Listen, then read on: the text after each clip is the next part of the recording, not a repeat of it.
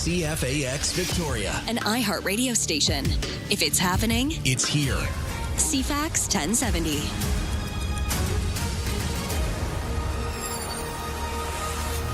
Hello, good morning. It is 6 o'clock on Tuesday, June 2nd. Another warm day, highs at the 25 degrees, cooler by the water with sunshine.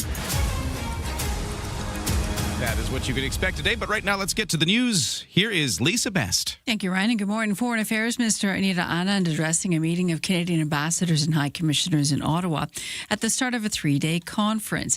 Anand told the global heads of mission yesterday that Canada, like most countries, is facing a landscape of geopolitical upset. This isn't just turbulence, it's transformation.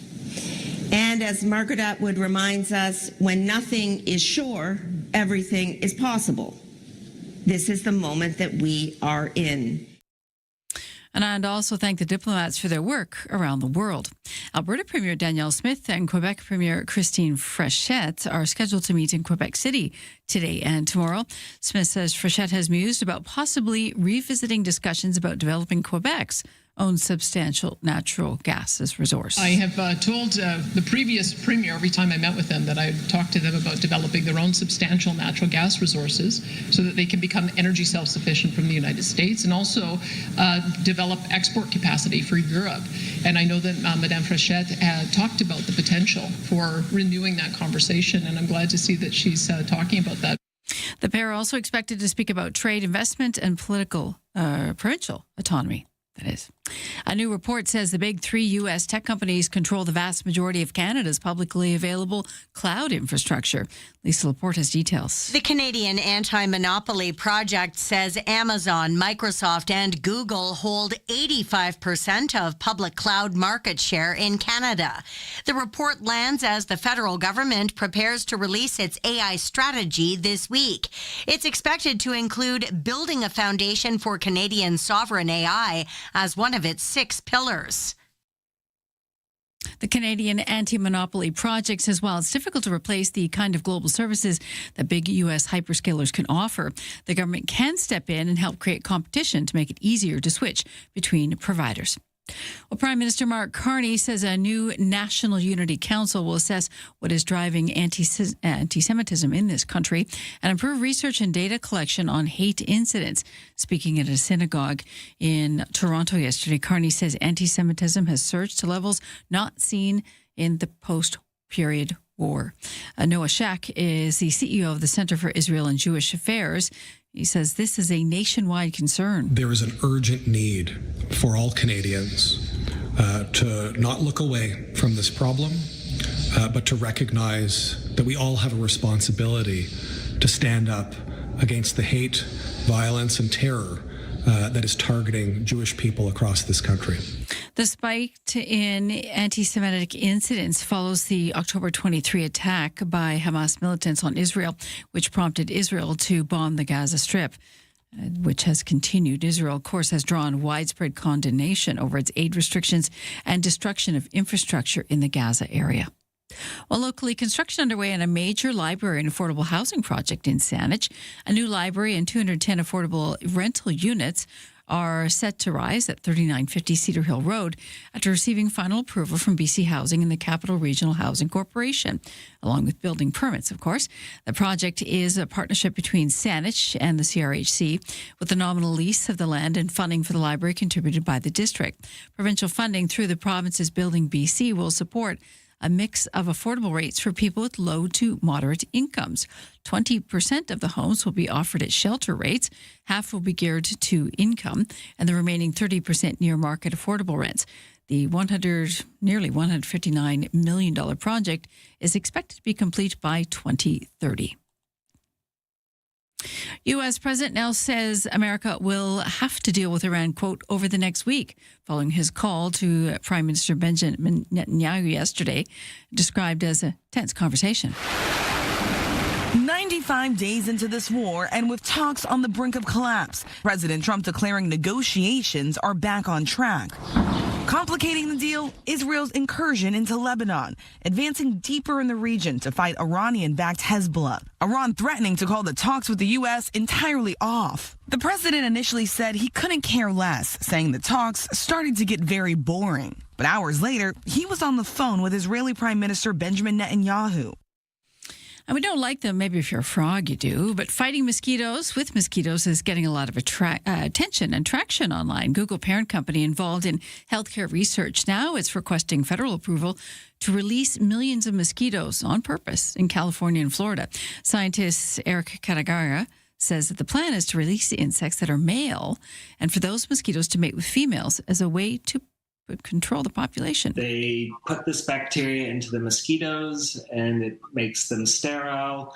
If they go and mate with wild female mosquitoes, there's very few progeny in the next generation. If they do this on a large enough scale, the mosquito population is going to crash. They're fighting mosquitoes with mosquitoes. No word on how it's going to feed other animals within the spectrum, though. That is your news to 6:06.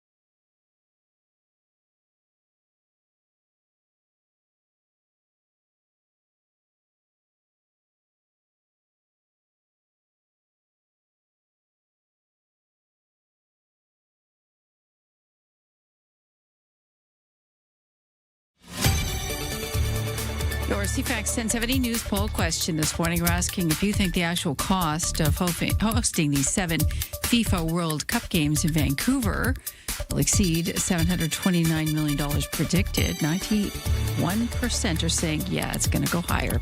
You can vote at CFAX1070.com. Also on the iHeartRadio app. And Lisa, best your news time is 6:07. Thank you, Lisa, and good to have you back. Did you have a good day yesterday? I very much did, and what a beautiful day it was. Yeah, you picked a good one to take a day I had off. no idea. I win. Yeah, I know, exactly. And that day you had yesterday, Lisa, is the same day we get again today. It's looking sunny, highs of 25, a bit cooler by the water. So same story again. We'll get you the full forecast in a moment. But right now, let's talk sports. Here's another reason why this weather is really nice, Lisa. Tonight is the home opener for the Victoria Harbour Cats. Nice. What a beautiful evening. Perfect. For your first game at home. Now, they had 2 on the weekend already in Portland, but the Victoria Harbour Cats against the Edmonton Riverhawks will be the first one of the season at Wilson's Group Stadium at Royal Athletic Park. So that's coming up tonight. For the Blue Jays in baseball, they open a 3-game road series against the NL East leading Atlanta Braves tonight. Right-hander Kevin Gausman on the mound for the 29 and 31 Jays, who have now lost 2 in a row. A couple of big coaching announcements made in Vancouver last night. We'll start with the Vancouver Canucks. They have promoted Manny Malhotra to head coach after his superb work with the AHL Abbotsford Canucks, who won the Calder Cup last season. So there you go. Sports guy Steve, his prediction was just that. You'll be happy he got it right. Manny Malhotra, the new coach of the Canucks. He replaces Adam Foote, who was fired on May 19th after 1 season as bench boss. Also, the other coaching news out of Vancouver. The Vancouver Golden Knights announced the firing of coach Brian Adelsky yesterday after their inaugural PWHL season. And the Carolina Hurricanes and Vegas Golden Knights open the best-of-7 Stanley Cup Final Series tonight in North Carolina. The Hurricanes eliminated the Montreal Canadiens in 5 games in the Eastern Conference, while the Golden Knights swept the President's Trophy-winning Colorado Avalanche in the West. That's your sports to 6:09.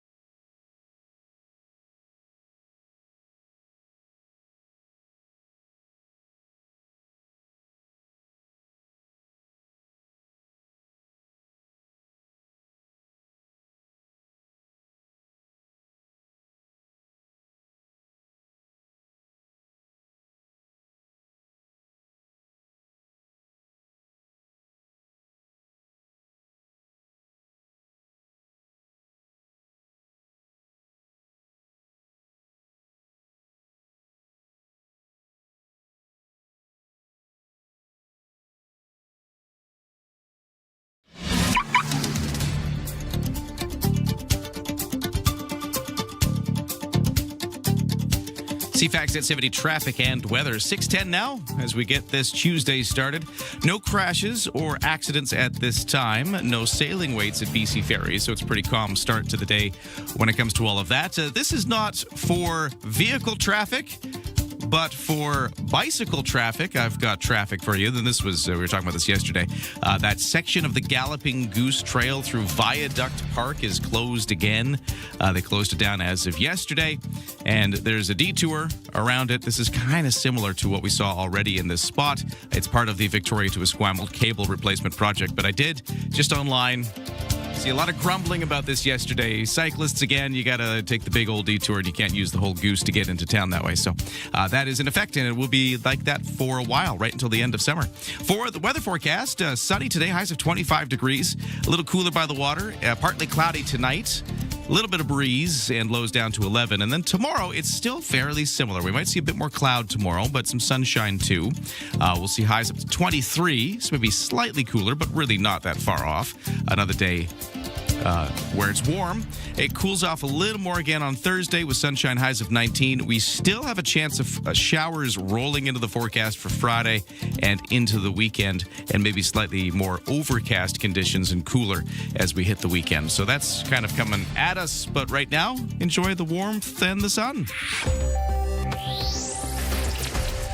On the markets, North American stock markets have yet to open, so let's take a look at how things closed yesterday with Aaron Sousa. Markets got off to a mixed start this week. Toronto's S&P TSX on Monday slipped 34 points to 34,734. In New York, Wall Street saw modest gains. The Dow added 46 points and the Nasdaq jumped 114. In Tokyo this morning, the Nikkei dropped 200 points. The Hang Seng in Hong Kong surged by 640. Our dollar is trading this morning at 72.24 cents U.S.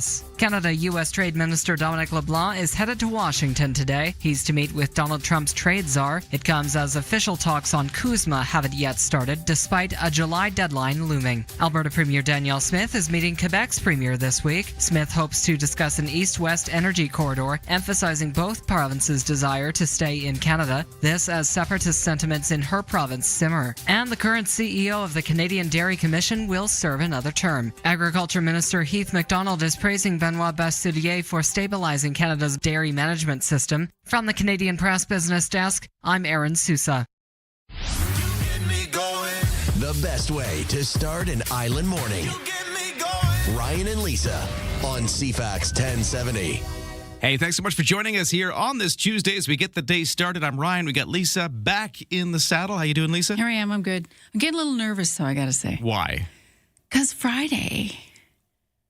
Oh, yes, of course. So I still throw like a girl. Yes, let's let's talk about that because we have, as we mentioned in the sports, the Victoria Harbour Cats are back in action. It's their home opener tonight at Wilson's Group Stadium at Royal Athletic Park. But then they've got several games right through the week and weekend at home, including on Friday, where, Lisa, you and I have been invited to throw a first pitch.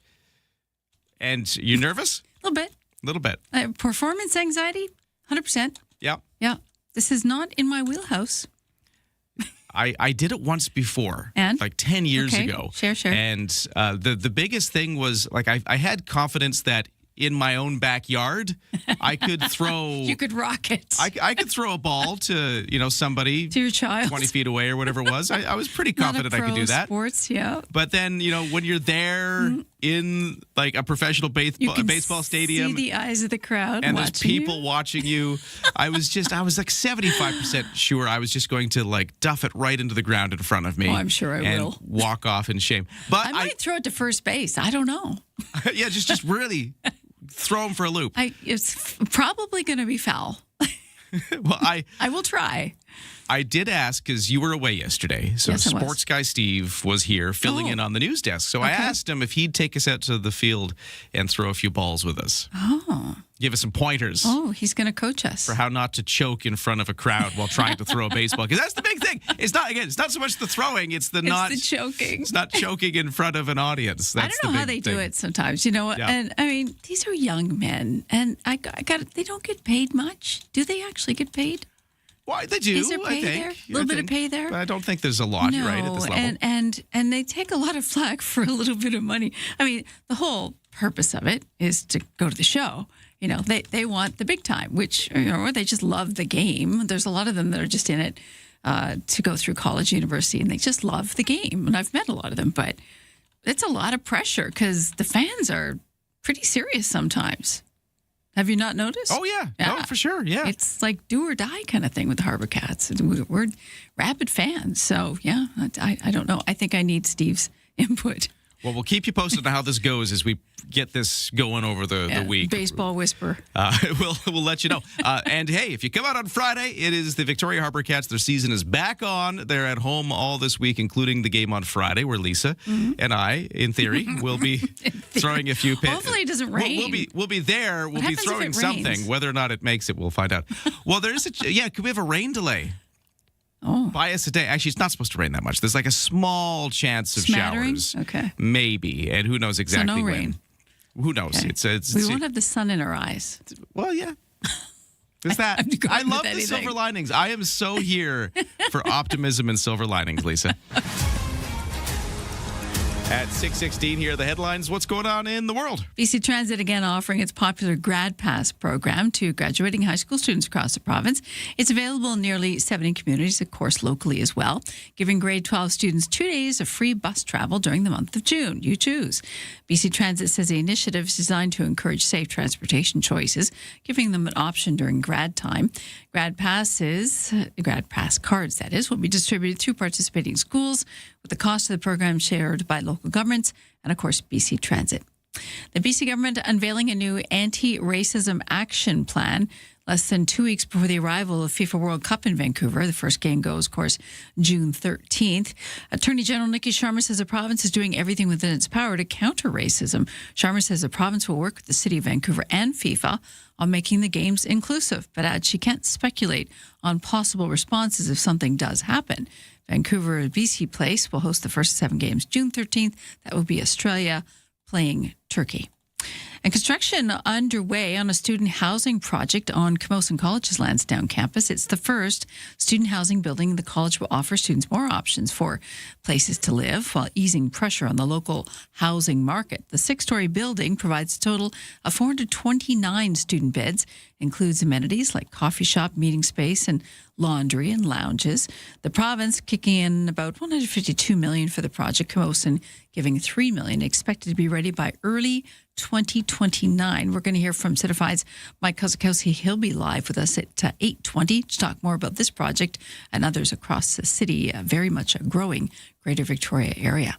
That is your news to 6:18. Thank you, Lisa. We're going to do our traffic and weather in just a moment. So speaking of traffic, Galloping Goose detour is in, and I was just noticing online that people are very angry about this. So maybe we'll talk about that. Well, it's construction, right? It does get you angry. The detour itself, people don't seem to like. The fact that you have to kind of get out into some fairly busy roads. There's Jutland. You kind of go around, and then you still get back onto the trestle, but you have to like jump out into Jutland. There's traffic circles to navigate. There's a lot going on. So I guess some people are you worried. Just said traffic circle. Oh, yes, I did. Yeah, people love the word traffic circle. So anyways, that's coming up. If you got a sense of how that's going, if you're a cyclist, because, we don't do a lot of bicycle traffic. We talk vehicle traffic, but feel free to text us and let us know how that commute is going with the detour, which will be now on all this summer through Viaduct Park on the Galloping Goose Trail. But yeah, anyways, traffic and weather coming up and lots to talk about in just a moment. Want a junk-free summer? CFAX 1070 has got your back. Enter online for your chance to win a complete summer cleaning service from 1-800-GOT-JUNK. Greater Victoria's trusted professional junk removal team. Enter to win today at CFAX1070.com.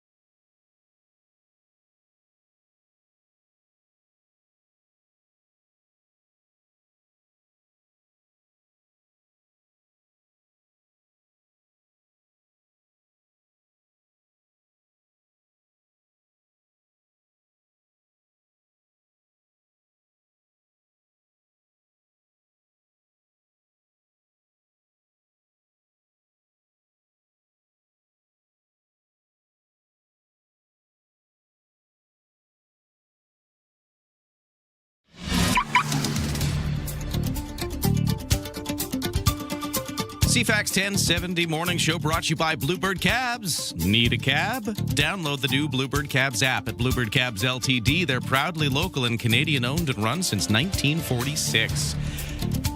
I was just mentioning one of the things in traffic is that the Galloping Goose Trail, just if you're a cyclist commuter, watch out because they've got that detour now in effect as of yesterday. It's just the north end of the Selkirk Trestle. You cross the trestle, and then they've got the whole Viaduct Park stretch closed because of that ongoing BC Hydro cable work. So you got to kind of detour through the Jutland Road. You've got to get through the office blocks there. You got to circle back around. Anyways, this texter at 71010 says, I proposed a solution for this. Galloping Goose and some of the walls are being replaced. They could have made a ramp at 3% grade on the northwest side of the Viaduct Bridge going up to Gorge Road. The Goose is an important trail now. Some major intersections like Gorge and the Galloping Goose should not be treated lightly. Thank you for the suggestion. That first part sounds like it's an engineer talking. So. Yeah. Yeah, well, I mean, that's solutions. That's one of the problems too. Is they've got it's just such an awkward spot to be blocking it off because you got to go all the way around. And this, anyways, thank you very much for the suggestion. And just a heads up that's a thing in bicycle traffic on the roads for vehicle traffic. I've got no major issues right now. No crashes, no accidents. Let me know if you see anything at 71010. And for the BC ferries, no sailing waits. For the weather, beautiful day again today, just like yesterday, warm again. So expect that. Be ready for the heat. Highs of 25, cooler by the water. It starts to slowly cool off as the week goes on, but it's still quite warm tomorrow. Maybe a few more clouds, but still a high of 23. Thursday, sunny, highs of 19. Friday, small chance of showers, mix of sun and cloud, and clouding over into the weekend with temperatures continuing to cool down. By Saturday, Sunday, only about 15 degrees is a high. Let's get started. Start your day informed and entertained. Ryan and Lisa, mornings on CFAX 1070. Lisa, so much to talk about here. I just want to really quickly give everybody some heads up. Okay. It's still the CFAX Summer of Rock. Who is it this week? This week, that's what I got to tell you. Okay. Oh, we don't know yet. I'm glad you asked. It's AC/DC. Is it? So if you hear the sound of an AC/DC song, that is when you will text the word rock to 71010 to be entered to win the next CFAX Summer of Rock draw, which will be tickets to see AC/DC in Vancouver this summer. August 13th. We've got the tickets on a Helijet flight to get you there. We've got the Rosedale and Robson Suite Hotel for the accommodations. And it's all brought to you by the Sax Point Pub in Esquimalt. So we can't have you go to the show and not have you transport you there like a rock star. So Helijet. Remember to wear your jewelry, your bling, and your sunglasses so no one recognizes you. I love it.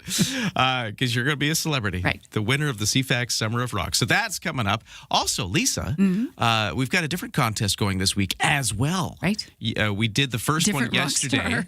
Different, yeah. These rocks go in the shape of big pyramids. Right.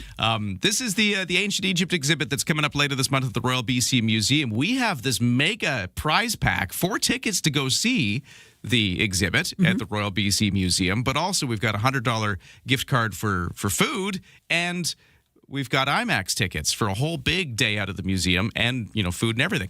But since this is such a good prize, we're only giving away 1 this week on Friday. Okay. So we're qualifying people all this week by asking them Egypt trivia provided to us by the Royal BC Museum themselves. Well, those smart people. The smart people at the museum have given us trivia questions. So hopefully they go easy on us.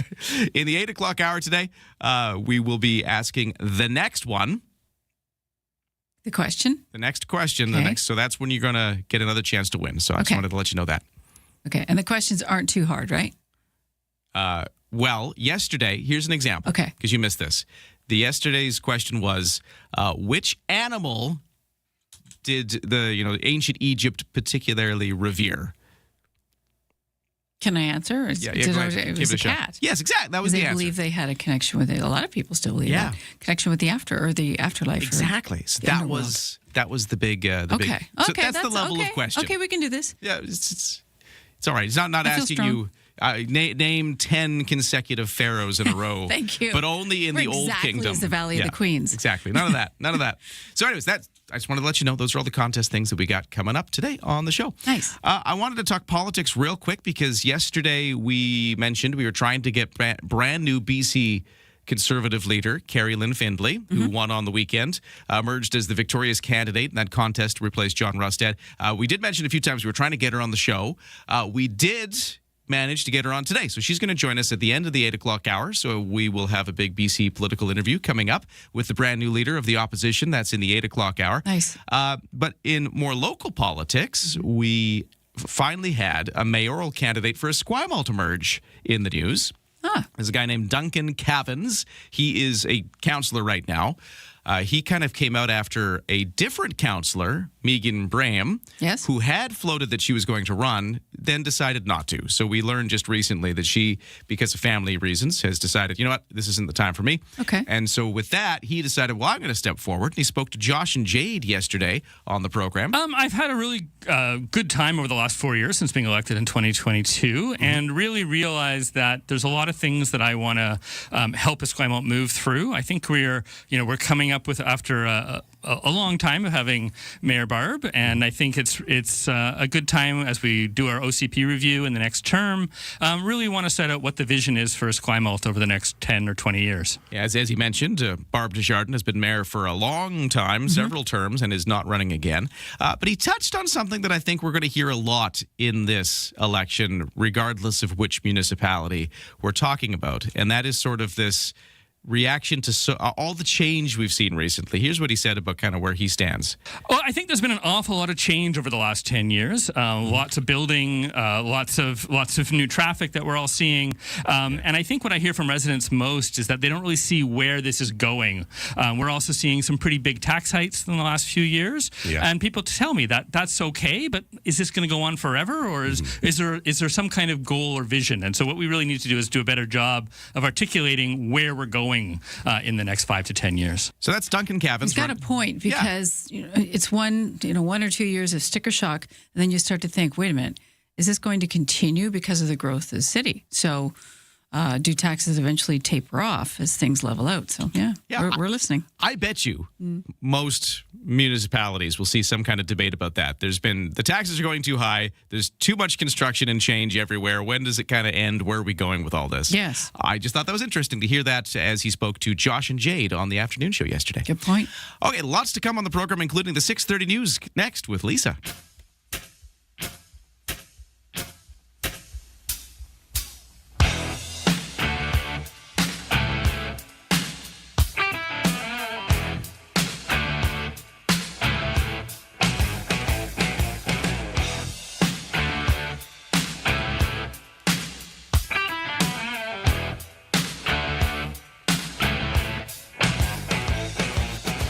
CFAX 1070. Here's what's happening around the island. Victoria Track Classic is June 12th at Centennial Stadium. Details at runsport.ca/Track Classic.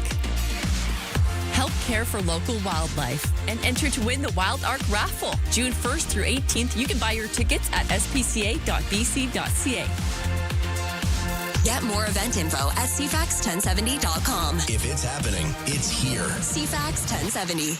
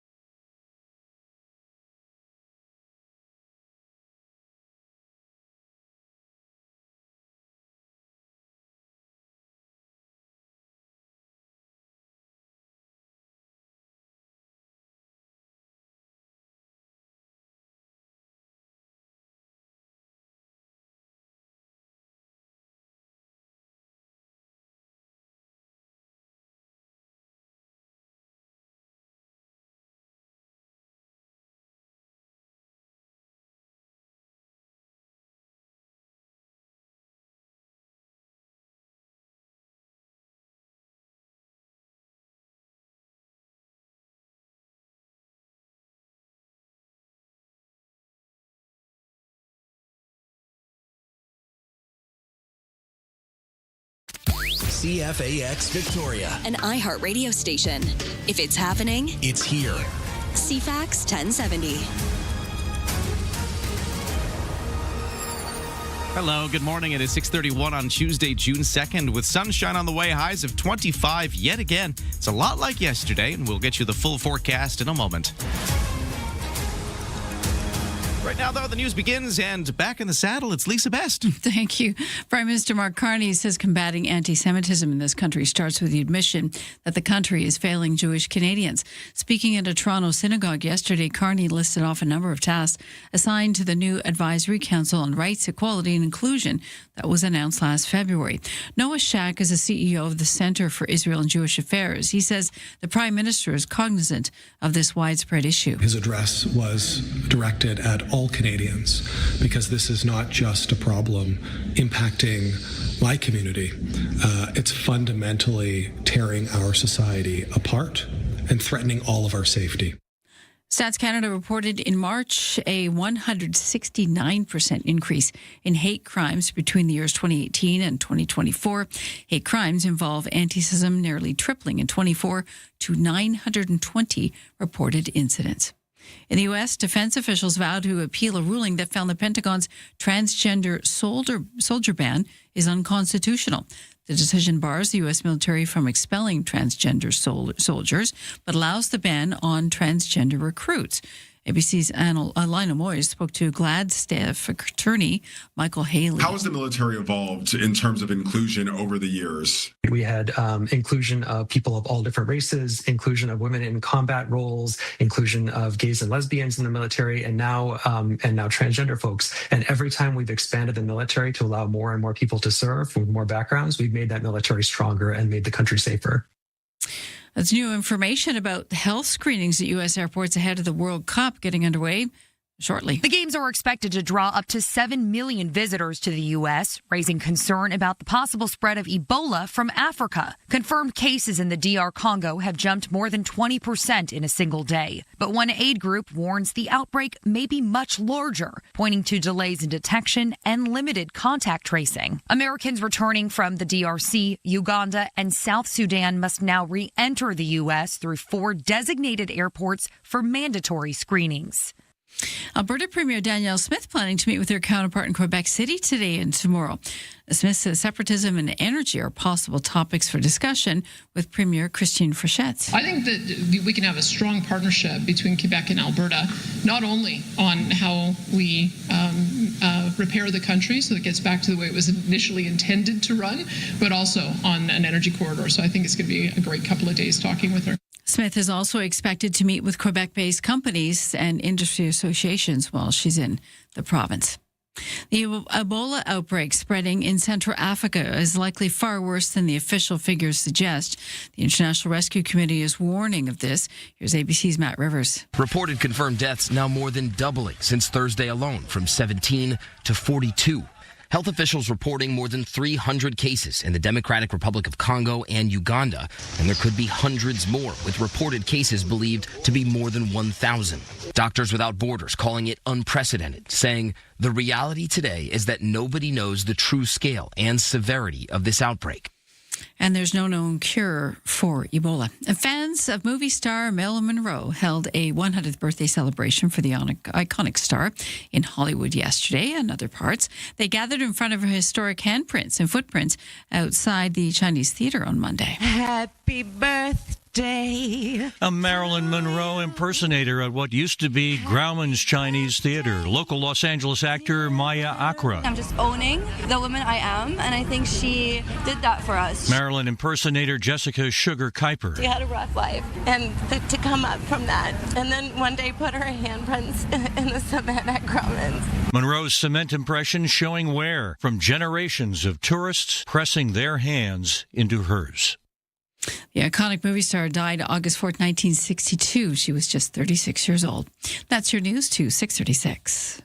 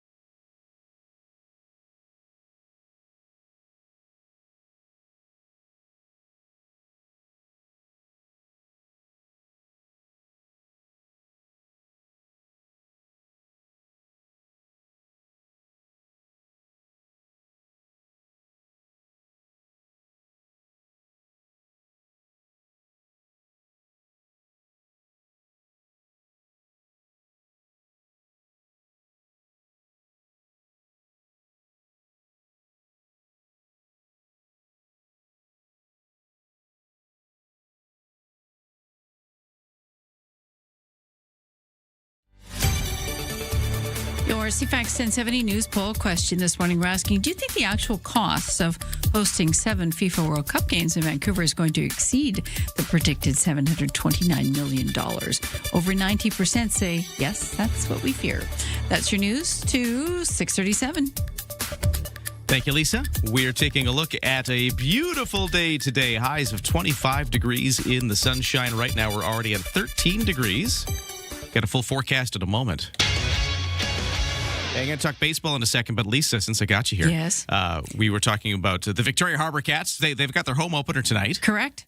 They are, well, I'll just mention that. They've got the Edmonton Riverhawks at Wilson's Group Stadium at Royal Athletic Park. But then you and I will be there on one of the games on Friday because they got a whole week of home games to do that first pitch. And you were mentioning earlier that you were worried that you could throw like a girl. Yeah, that's fitting. Fit the role, right? It's in my wheelhouse. So somebody texted, "Love you, Lisa. Throw like a girl and make it mean what young girls think, which is like a bad, Yeah, bad A. Bad A. A bad. A baddie. You'll be awesome," says the texter. Well, I figure if anyone has a problem, I can come teach them how to ride a motorcycle. See, there you go. There's that. Yeah. Everybody's got something, right? I'm not sure if pitching is my thing, but I'm not worried that the Harbour Cats are going to try to sign me up. So there is something tonight. Before the first pitch at 6:35, skydivers are coming in. Oh, that's exciting. So if you're going tonight for the opener, because it's a beautiful night, watch for these guys dropping in. Boy, talk about landing on a dime. Yeah, you gotta have some pretty precise aim there, don't you? And any winds or I couldn't do that either. Yeah, you gotta land that thing. In the field. Now the pitching sounds really easy. Well, see there, I love that. This is perspective. Maybe this is how we just get past the throwing a ball in front of all of those people. At least we're not skydiving. Good point. I'll be thinking about that on Friday. That's very good. The Victoria Harbour Cats with the skydivers, like you mentioned, against the Edmonton Riverhawks tonight at home. It's their home opener. Toronto Blue Jays will open a 3-game road series against the NL East leading Atlanta Braves tonight, so that's coming up. Kevin Gausman on the mound for the Jays. Big news for hockey in Vancouver for 2 different teams, the Canucks and the Golden Eyes. We'll start with the Canucks. So it was confirmed what a lot of folks had speculated.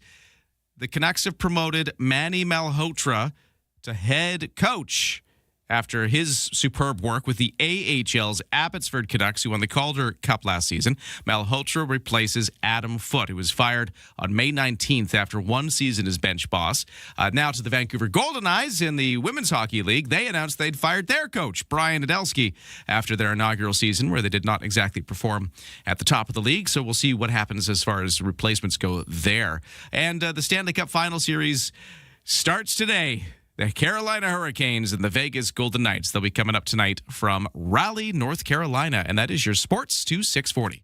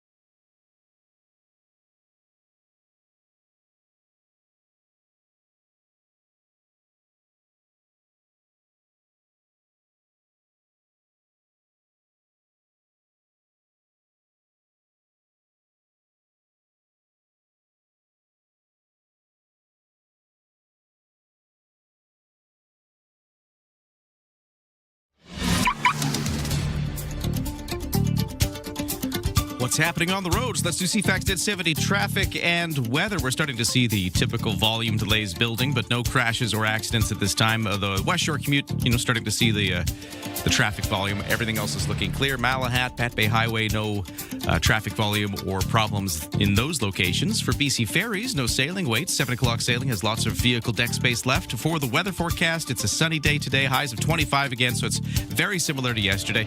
And like yesterday, a little cooler by the water, if that's where you find yourself, off the Juan de Fuca Strait. Partly cloudy tonight, still a bit breezy, lows to 11. And then tomorrow, a mix of sun and cloud.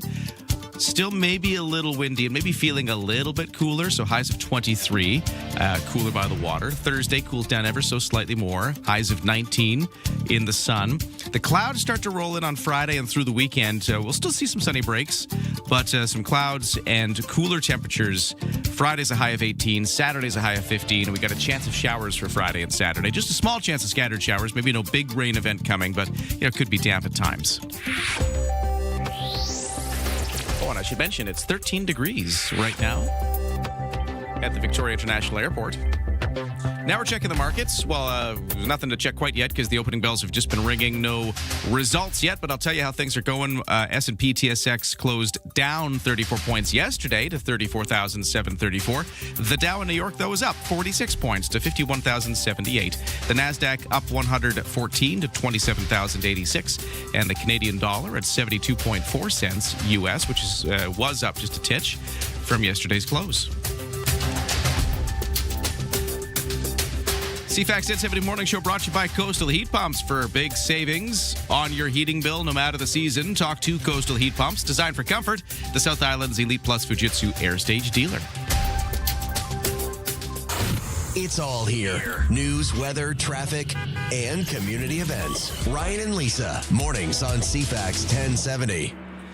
Here we are. We are heading towards a beautiful day again, Lisa. Highs up to 25 degrees. Wear the sunscreen, I think, is a good one. I think you should wear sunscreen. I wear sunscreen in the dark. Who's kidding who? Do you? Yeah. Oh yeah. You just wear it all the time? Not really. But I guess what you're saying is you wear it regularly. When my doctor asks me, sunscreen, you wear sunscreen? Yes, I wear it in the dark when I sleep, in fact, and kind of laughs. But no, I wear it all the day. Cloudy day, sunny day, all year round. It's a simple thing. You got to put skin cream on anyways. Slap it on and forget about it or reapply, depending on your situation if you're out a lot. But it's just an easy way to stave off a lot of nasty things like skin cancer, which can be the minorly debilitating or on a major end, life-threatening. And it also stops your skin from aging. Sun makes your skin age, so. And we've got the UV index of 7 or high today. You sound so sexy when you say that. When I say UV index. It is a nice problem to have rather than, it's cloudy and no sun. But we've got that coming up too. So we got January starting. Is this right? Well, do we call that? Are we going to call it? My take on January. Yeah. Because it's certainly not that right now. It's beautiful. This is very summer-like weather. But I find there's just a good amount of June where it's not even that it's wet. It's just unsettled. It's a little cloudy. It's like that. It's kind having of issues. Slightly stormy winds all the time. Maybe you get the scattered showers here and there, but it always just feels unsettled and kind of like it's not just like a calm, nice summer day. It's just like blustery and it's a little cooler than you'd want it to be for June. Because you get days like today and you're like, yeah, summer's here, but then you get that stuff. So that's my take on what January is. And who knows, maybe that's what we're looking at this weekend. But well, isn't that what looks like's coming? Like mid-teens and it's kind of rainy and kind of what it looks like. Okay. Yeah. Having a little moment. We might be having one of those moments. But we kind of expect it. And quite frankly, with the weather and how dry it can be, we hope for it. Because the years we haven't had January, just recently, it's been very, very dry. Yeah, it's good. It's good for the fire ratings when you don't get just blazing hot all summer long. Yeah, and keeping things green for a little bit. I like the green. We all do, I think. 6:45. What's going on in the headlines? Here's Lisa. Prime Minister Mark Carney says a new National Unity Council will assess what's driving anti-Semitism in this country. Speaking yesterday, Carney said the council will help improve research and data collection on hate incidents impacting Jewish Canadians. The new council will be chaired by Canadian Identity and Culture Minister Mark Miller and will include Senator Mark Gold as a member. A new trade delegation from Canada is in Washington today to engage with U.S. counterparts on the future of Continental Trade Pact. Canada-U.S. Trade Minister Dominic LeBlanc will be joined by Chief Trade Negotiator Jenna Charette for a minister meeting with Jameson Greer, the U.S. Trade Representative. Officials' trade talks between Ottawa and the Trump administration have yet to begin ahead of a mandatory review of CUSMA, Canada-U.S.-Mexico Agreement on Trade. Meanwhile, the U.S. and Mexico ended their first round of bilateral negotiations last week. Further discussions are scheduled for later this month. So at this point, Canada's out in the cold. And a viral video of an arrest of a cyclist in Ontario has started a heated debate on social media. They're talking about whether police in Toronto were too aggressive in this case, or whether the biker should have followed the rules of the road. The video shows police actually tackling the cyclist to the ground after he rode through a stop sign and then swore at the officers. That's your news to 647. Thanks, Lisa. Coming up next, the BC Lions have partnered with a Port Alberni-based firefighting company as part of a Fire Smart campaign aiming to give wildfire prevention and management a boost. But it's a curious partnership. BC Lions with firefighting. Let's find out more about what this is all about. We've got somebody from the Lions joining us in just a moment to talk about it. So that's in just a moment after traffic and weather. The CFAX 1070 Summer of Rock. All right. Win a trip to Vancouver and catch a concert from the Sax Point Pub Summer of Rock lineup. Listen to CFAX from 6 till 6. When you hear a clip from our Artist of the Week, text ROCK to 71010 with your first name to win that concert. You'll fly with Helijet and stay at the Rosedale on Robson Suite Hotel. Brought to you by the Sax Point Pub in Esquimalt. Stream us on the iHeartRadio app.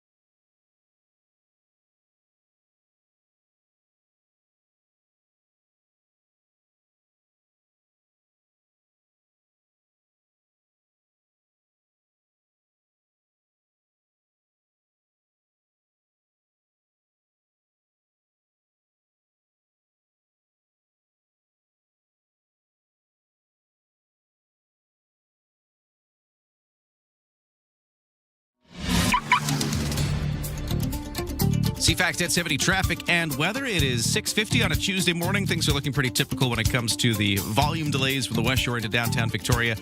We have some volume building up, but it's really not that bad yet. The Sooke Road Island Highway route particularly is looking pretty light when it comes to volume. And no crashes on any of our major routes so far, but if you see otherwise, text me at 71010.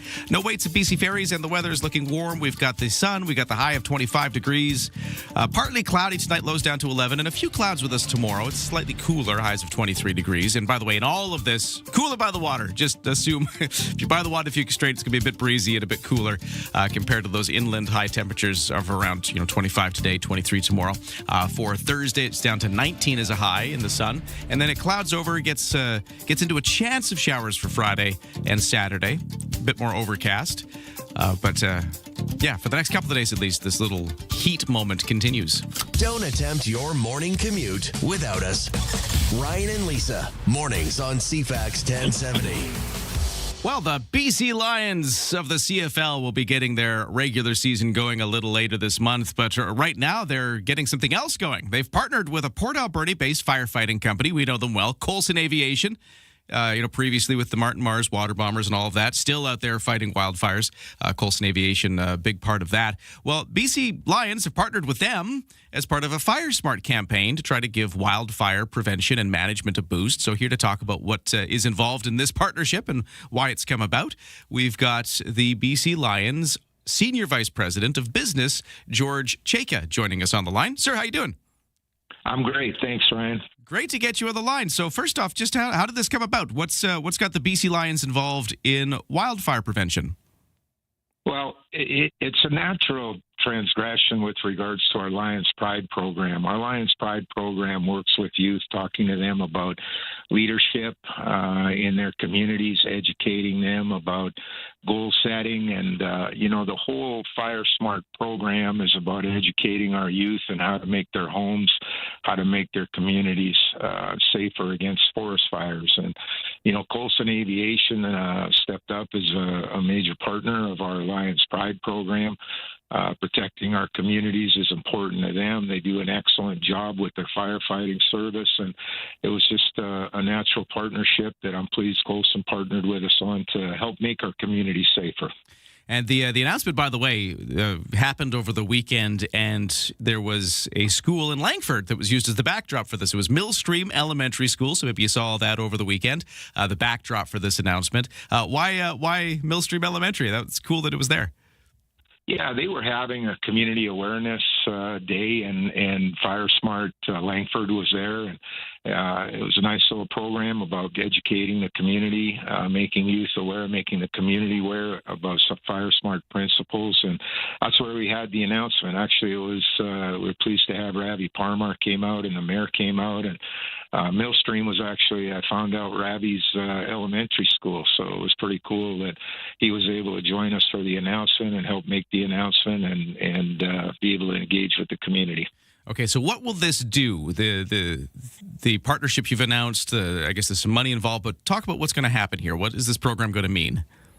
Yeah, it's going to be part of our school visits that we do through our Lions Pride program, talking to youth. We're going to incorporate a segment on Fire Smart and Fire Smart strategies. And, really the whole program is about educating our youth. I said this at the press announcement that really our youth are the future. They're our future with regards to protecting our homes, protecting our communities. And I likened it to a situation when my kids were a lot younger.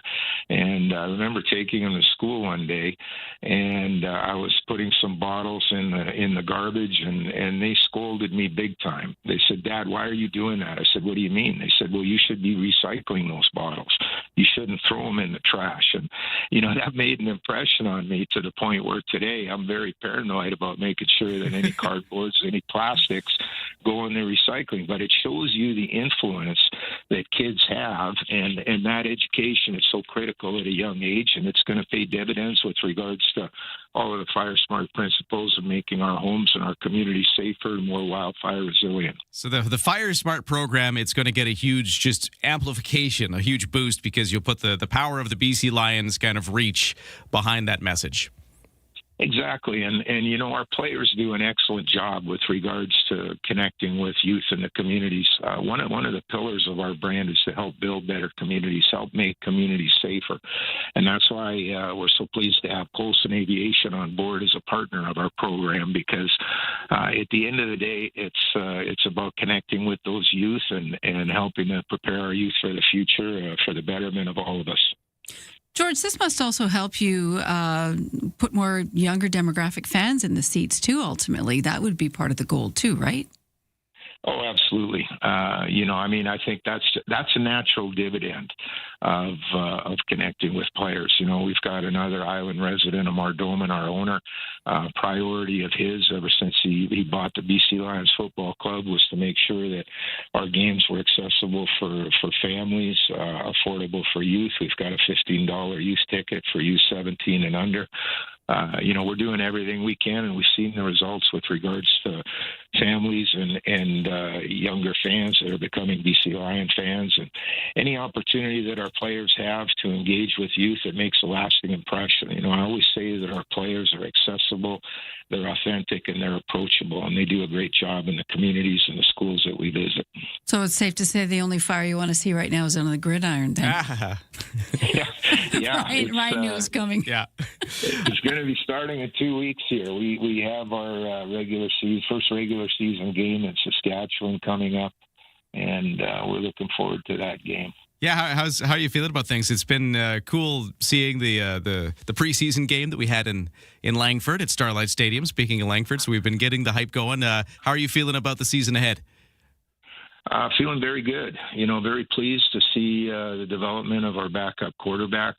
Chase Bryce looked excellent in that game in Langford. I thought he was even better in our game in Winnipeg. So, we've got a lot of depth on our squad this year. Ryan Rigmaiden, Neil McAvoy have made that a priority, and excited about getting the season underway and looking forward to a big year. Well, there you go. Watch for the BC Lions regular season starting in a couple of weeks, but also watch for the BC Lions getting behind the Fire Smart campaign in BC, trying to spread awareness and safety messages.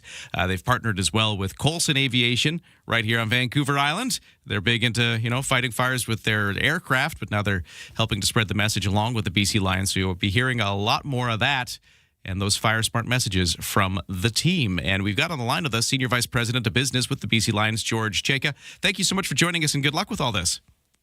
Thank you. Thanks for having me, and go Lions, go. Yeah, excellent. Looking forward to it. And, of course, you'll be hearing them on CFAX 1070. We, again, will be your home for BC Lions on the radio all this season. We'll take a break. We got your 7 o'clock news next. Lisa's got your top stories of the day, traffic and weather, too, all next.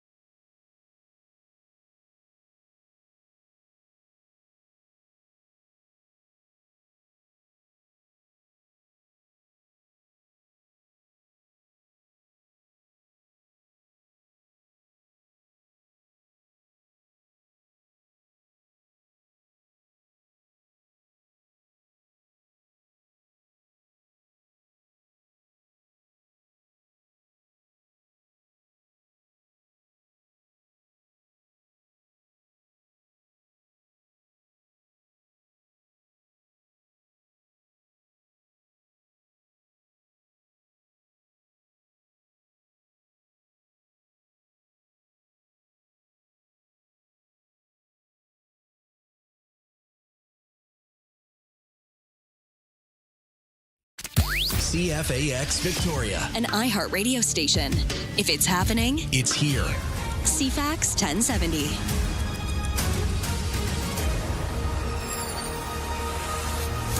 Good morning, 7 o'clock on Tuesday, June 2nd. Another warm, sunny day today. Highs up to 25 degrees, cooler by the water. A full forecast in a moment. Right now, the news begins. And here is Lisa Best. Thank you, Ryan, and good morning. The federal government's new artificial intelligence strategy is expected to call for building a foundation for Canadian sovereign AI as one of its 6 pillars. The measure comes as a new report reveals 3 big U.S. tech companies have control over the vast majority of our country's publicly available cloud infrastructure. The study from the Canadian Anti-Monopoly Project says Amazon, Microsoft, and Google hold 85% of the public cloud market share in this country, much higher than the global average of 66%. CBC reporting that a draft version of Ottawa's AI strategy. The government says that it will take significant investment to overcome reliance on foreign providers of computing capacity. This is a new lawsuit opens against AI. Florida officials claim one of the most powerful artificial intelligence companies has been concealing serious safety risks for minors. Now, a broader debate on AI has opened. In response, OpenAI says, we believe minors need significant protection, which is why we put in place industry-leading protections and policies, including an age prediction tool. Senator Bernie Sanders is pitching a plan to give the government and the American people control of half of each AI company. He's proposing a one-time tax of 50% of their stock, which would be held in a sovereign wealth fund. Artificial intelligence minister Evan Solomon says Canada had to be honest about a dangerous and urgent moment for anti-Semitism in the country. Solomon said yesterday that Jewish Canadians are facing a level of anti-Semitism that is unacceptable and downright frightening. Imagine going into your place of worship, a church, a mosque, with your family and your loved ones, and needing police to feel safe just to worship. That is not normal in Canada, should never be normal in Canada. But for Jewish Canadians right now, it is.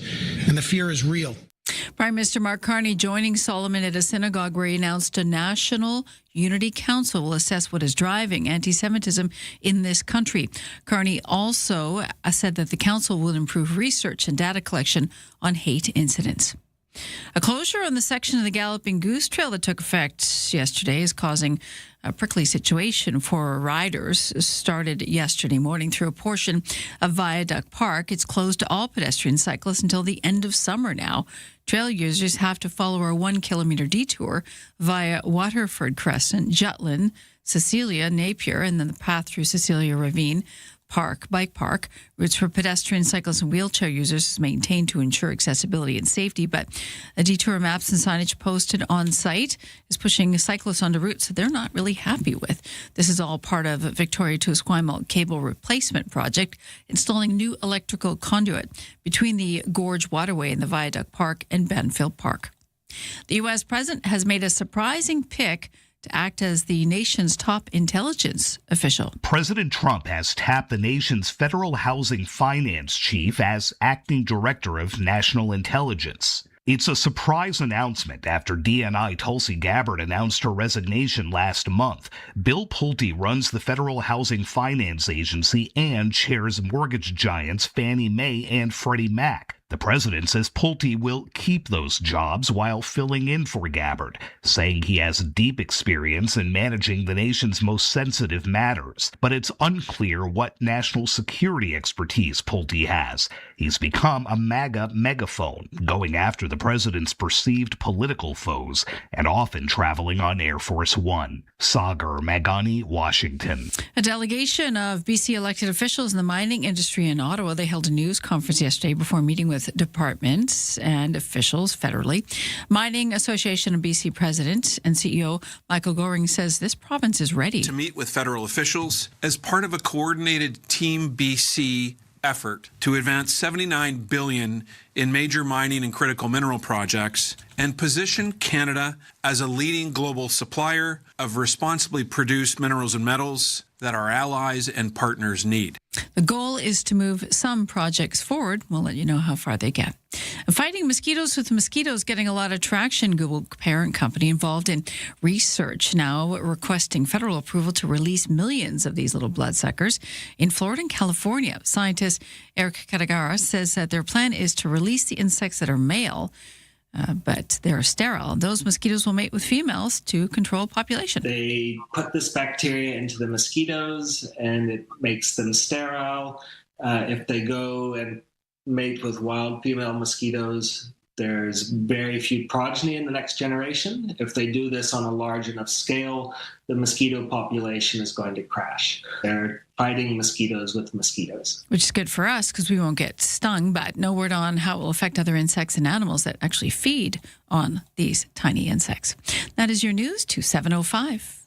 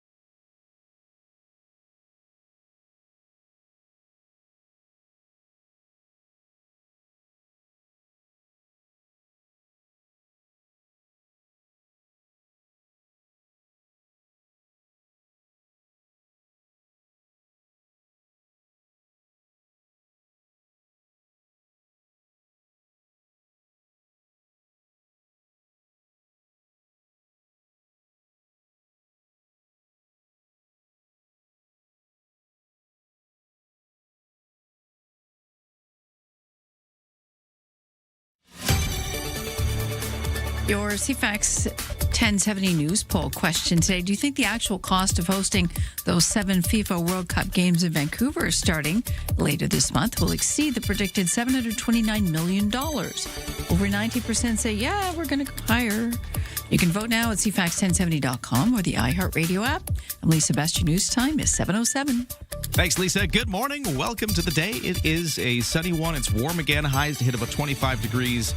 We're already at 16 degrees at the Victoria International Airport, so warm already. One thing I noticed yesterday was it didn't cool off as much at night. No, it didn't. It was actually gorgeous last night. I was having one of those nights, though, lying in bed, kicking off all the blankets, going, you're too hot? It's too hot. We can never get it just right. I know. We're such complainers. At least I am. First world problems. Yeah. Anyways, it's warm again, just like yesterday today, before it starts to slowly ramp down after this, temperature-wise. And we'll get you the full forecast in just a moment. Right now, over to the sports. We got lots to talk about. Big Vancouver Canucks news. They have officially named Manny Malhotra as the head coach of the team. He will replace Adam Foote, who was fired back in May after one season as the bench boss. So Manny Malhotra, a lot of folks know him because he was the AHL Abbotsford Canucks coach. They won the Calder Cup last season, so he'll take over the Canucks. Now, the other coaching news that came out yesterday was that the Vancouver Golden Eyes in the PWHL, they are firing their coach, or they have, I should say. Brian Adelski is out after one season, the inaugural season with the team. Locally, Victoria Harbour Cats, West Coast League home opener tonight against the Edmonton Riverhawks at Wilson's Group Stadium at Royal Athletic Park. They opened their season with a couple of road games on the weekend in Portland. They split the two games, so 1 win, 1 loss. Now they take it home for the home opener tonight. And the Toronto Blue Jays open up a 3-game road series against the Atlanta Braves. They will put right-hander Kevin Gausman on the mound. For local lacrosse, got this text message here. Hey, Ryan and Lisa, would appreciate it if you could mention that the Tier 1 Junior B Shamrocks are hosting the Nanaimo Timbermen tonight, 7 o'clock at the Q Center. Always a great lacrosse rivalry here on the island. That's awesome. Thank you for that. Yeah, Junior B Shamrocks and the Nanaimo Timbermen tonight at the Q Center. That's your sports to 7:09.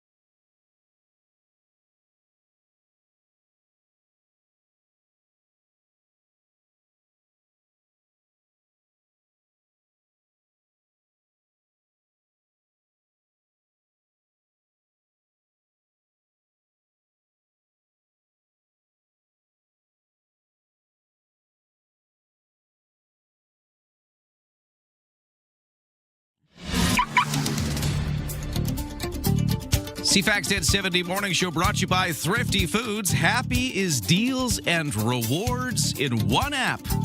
Earn Scene Plus points faster by downloading the Thrifty Foods app and linking your Scene Plus card for personalized offers just for you.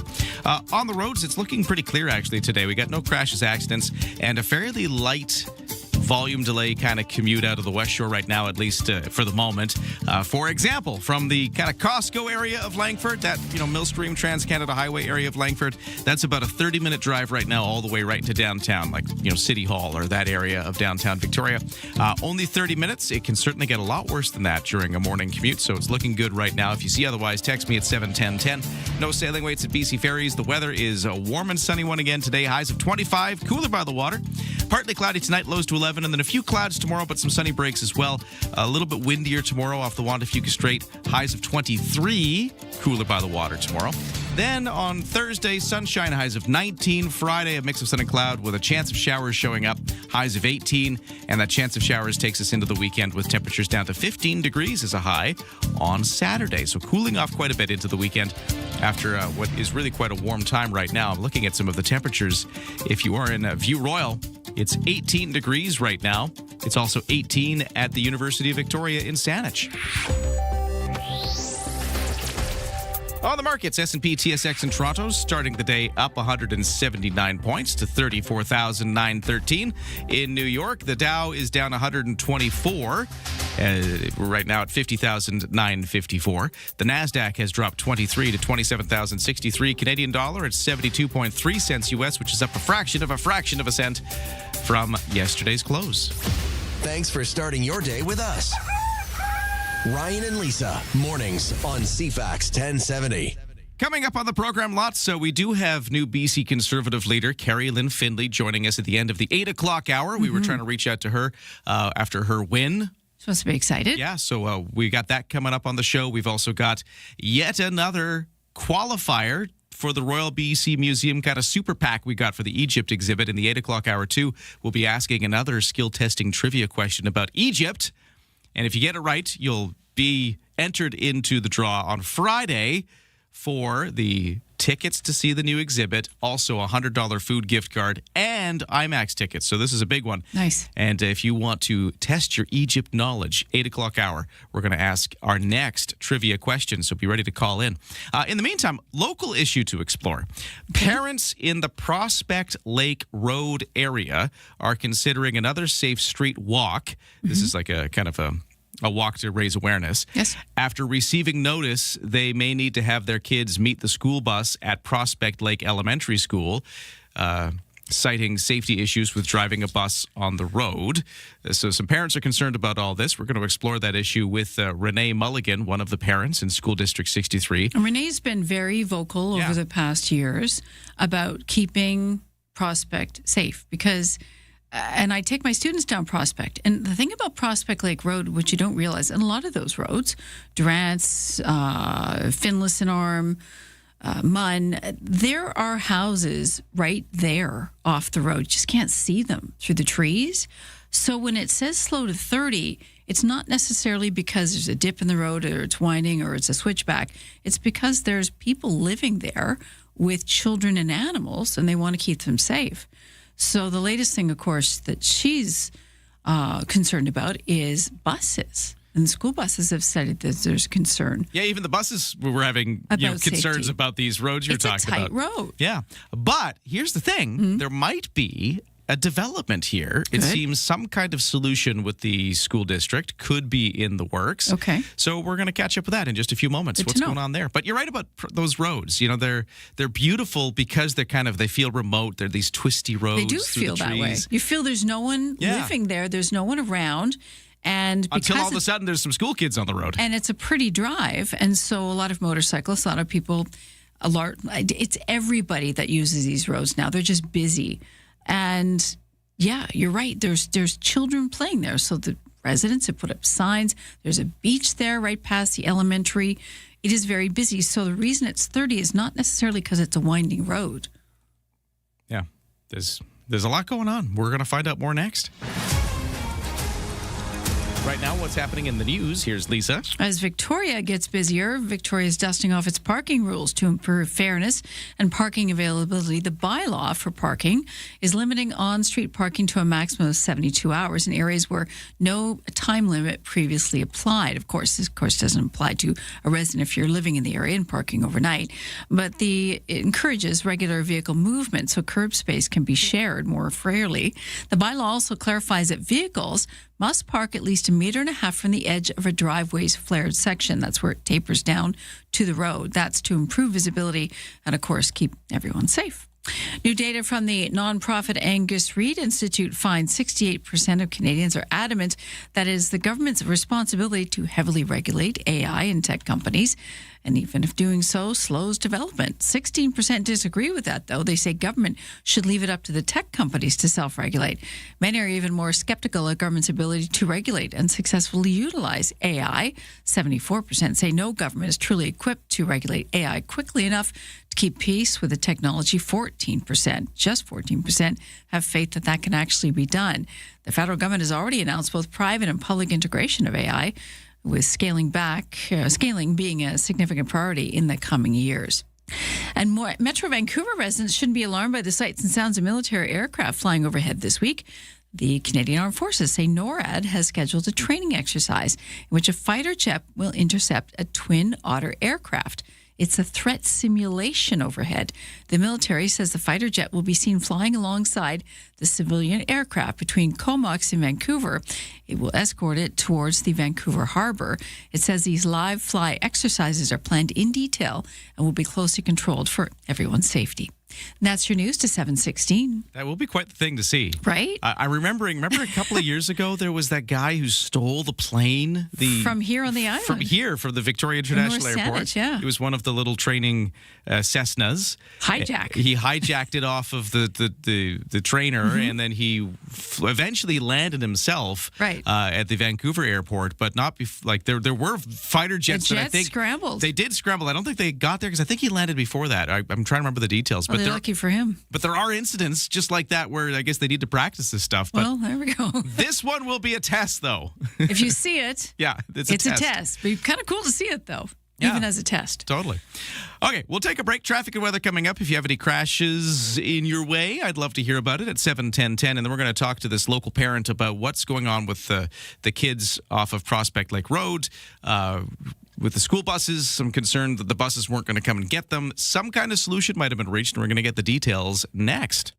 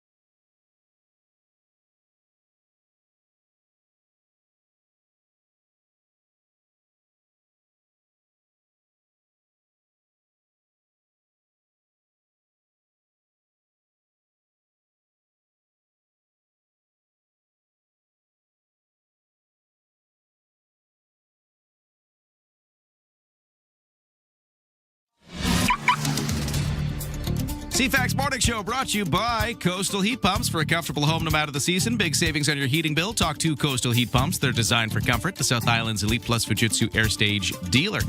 Things are pretty typical out there. I've got no crashes, no accidents reported at this time. There is about a 30-minute commute time from, say, the Costco area of Langford, right around Millstream and the Trans-Canada Highway, going all the way into downtown Victoria. It's only taking you about 30 minutes right now, which for this time of the morning is actually pretty good. So that's the situation. Not such a bad commute this morning so far. For BC Ferries, no sailing waits. And for the weather forecast, highs of 25 in the sun. A few clouds tonight, lows down to 11 degrees. A mix of sun and cloud tomorrow with a high of 23, so kind of similar, but maybe just a bit breezier. Thursday, high of 19 in the sun, and then Friday into the weekend, it clouds over. We get into a chance of showers, and the temperatures are down back into the teens once we hit the weekend. So this big warm blip we're getting right now, it's going to start fading as we get further into the week. Right now, though, 16 degrees.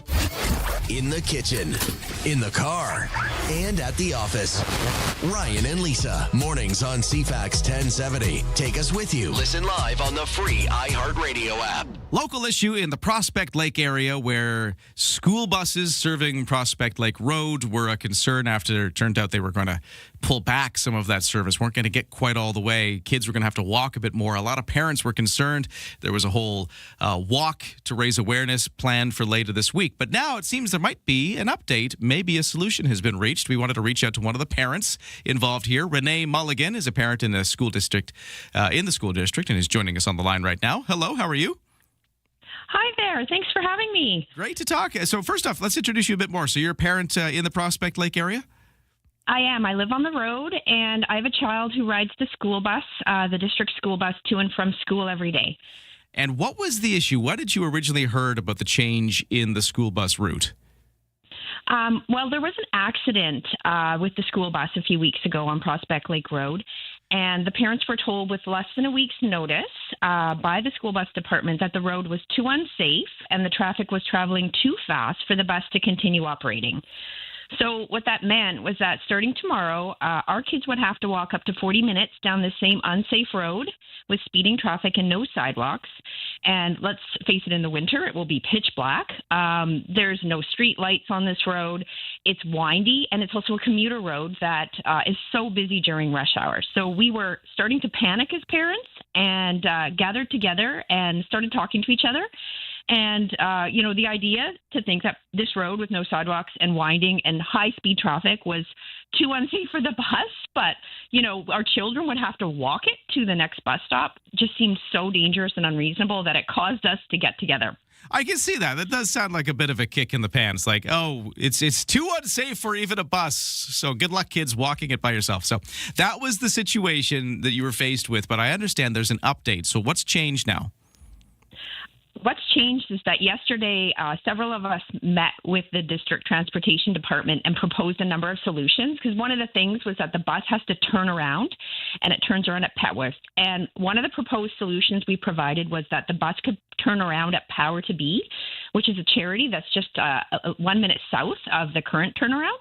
And Power to Be, and I just want to give a big shout out to them, they have agreed for the bus to be able to turn around in their parking lot for the rest of the school year, and which is such a wonderful solution.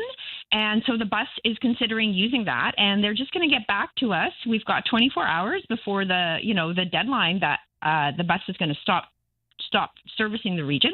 So we're hopeful that this solution will provide safe transportation for our kids so that they don't have to walk down this dangerous road. Oh, cool. So that sounds like a great solution, because was the turnaround the problem? Was that where the crash happened?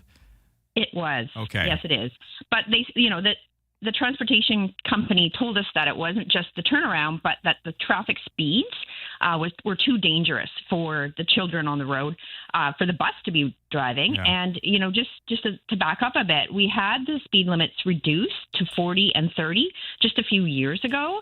The community really rallied around and approached Saanich, and we got some speed limits lowered. But the traffic ignores the speed limits. And rush hour is really treacherous, so it's still an issue. And so for September and for long term, we still got an issue on our hands. So we're still approaching Saanich, and we're hopeful that we can get some traffic calming measures on this road. And we're hoping as well to learn really soon, within the next few hours, if for sure the bus is going to continue picking our kids up for the rest of the school year. Renee, we've talked a number of times over the years about the safety on Prospect, and I just wrote it with my students on Sunday. And the first thing I always warn them is about watch for vehicles rounding the corner, possibly in your lane, because they're speeding. I know it's 30, 40 at best. Any possibility of lowering it to 20 to really get the message to people? I know that there's a couple corners where it is lowered to 20, but my worry is that cars and trucks just ignore the speed limit. Mm-hmm. I mean, it's really an issue. And so many of these vehicles are just commuting, right? They're going between Burnside and West Saanich. They're trying to get away from traffic on the highway. And because it's such a windy, narrow road, and as you mentioned, right, you can't see around the corner. There's blind hills. We're so worried about it. So I'm not sure if that's the answer either, because we saw the traffic speeds lowered a few years ago, and I'm looking out my window right now and I'm seeing a line of cars like hopping a hill to get to their destination, and they seem to be ignoring the speed. Yeah, they're treating it as just a point A to point B, and it's not that kind of road. No. I mean, they were talking about having the students walk. I wouldn't walk that road. There's sections of the Prospect I would not walk. Well, that's the issue, right? Yeah. Yes. And so a group of us had planned for a safety guided walk tomorrow morning starting at 7:35 at Petworth and Prospect Lake to guide our children to school, to the school bus. We're putting that on hold, because we think that the bus is probably picking our kids up, but we wanted to get the word out. We will get the word out as soon as we hear for sure that this guided walk is going to be on hold, because we wanted to protest this to show just how unsafe this road is. No parent, there's not one parent who's comfortable with their kid walking down the road. In fact, I had parents approach me and say, I'm sorry, but my child can't participate in this parent guided walk because it's too unsafe and we don't trust that this is a safe walk for our kids. Yeah. I mean, it's that And it's dangerous. not the road that's unsafe, it's the speed that people are traveling at. The road, right. if you're prudent with your speed, it's actually a very interesting road to ride. And as I tell my students, there's houses right there with people and animals and pets and children living there who do not expect you to be going to barreling down the road. So the new turnaround, this is just till a fixed amount of time, right? Yes, we've got agreement to the end of the school year, so it solves the problem until then. But Right. A group of us have already approached Saanich. We're going to be advocating over this summer, so don't worry. We're continuing to put the pressure on because it's concerned parents. I mean, this isn't a permanent solution, and we need a solution here. And the road is so narrow that there's no shoulder or sidewalk, and most of the places have no sidewalk. So no pedestrian can safely walk down this road. And for cyclists as well, I've seen so many near misses. It's just so concerning. There's a lot of tailgating as well on this road. When the school buses complained about this, that, cars are right on their tail, and that's part of the issue for the turnaround, that not giving them enough space to turn around.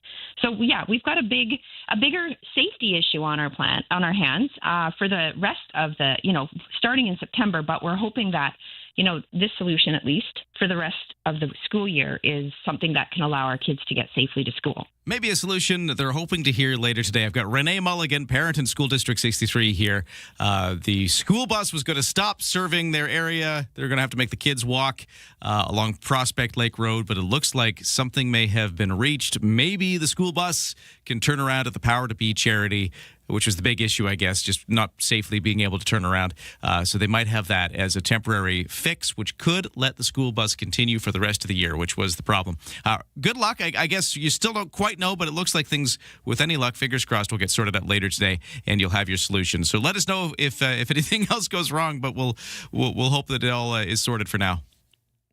Thanks a lot. And yes, I will let you know. And I just want to give a quick shout out to Power to Be as such a great community organization, and thank them so much for providing a safe solution for our kids. So we're really hopeful. Thank you. That's so cool. Thank you, Renee. Good luck. Thank you. Bye. 7:30 News next on CFAX. It's time to ride, Victoria. This week is Go by Bike Week. Grab your wheels and bike to work, school, or wherever the wind takes you. Throughout the week, celebration stations across the region will offer free snacks, bike support, giveaways, and community vibes. Plus, there's hundreds of local prizes up for grabs. Make sure you register and log your rides for your chance to win. Go by Bike Week. For more info, visit CFAX1070.com.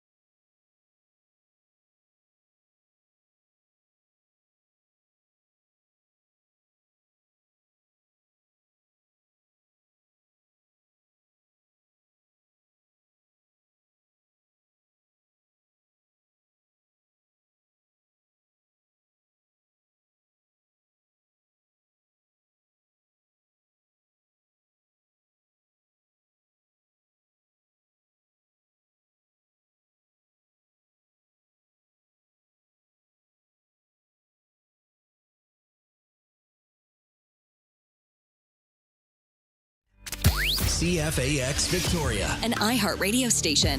If it's happening, it's here. CFAX 1070. Good morning, 7:31 on Tuesday, June 2nd. Another warm one. 25 degrees is a high, and we're already starting to heat up out there. Here in Esquimalt, where we're broadcasting, already 16 degrees. Full forecast to come right now. The news begins, and here is Lisa. And the clouds we see right now in online. A new report says 3 big U.S. tech companies control the vast majority of Canada's publicly available cloud infrastructure. The Canadian Anti-Monopoly Project says Amazon, Microsoft, and Google hold 85% of public cloud market share in Canada. The report lands as the federal government prepares to release its AI strategy this week. It's expected to include building a foundation for Canadian sovereign AI as one of its 6 pillars. The Canadian Anti-Monopoly Project says while it's difficult to replace the kind of global services that big U.S. hyperscalers can offer, the government can step in and help create competition to make it easier to switch between the providers.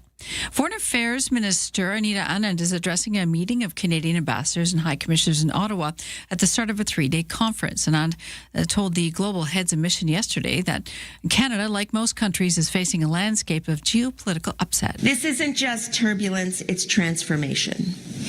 And as Margaret Atwood reminds us, when nothing is sure, everything is possible. This is the moment that we are in. Anand also thanked the diplomats for their work around the world. Prime Minister Mark Carney says the new National Unity Council will assess what's driving anti-Semitism in this country and improve research and data collection on hate incidents.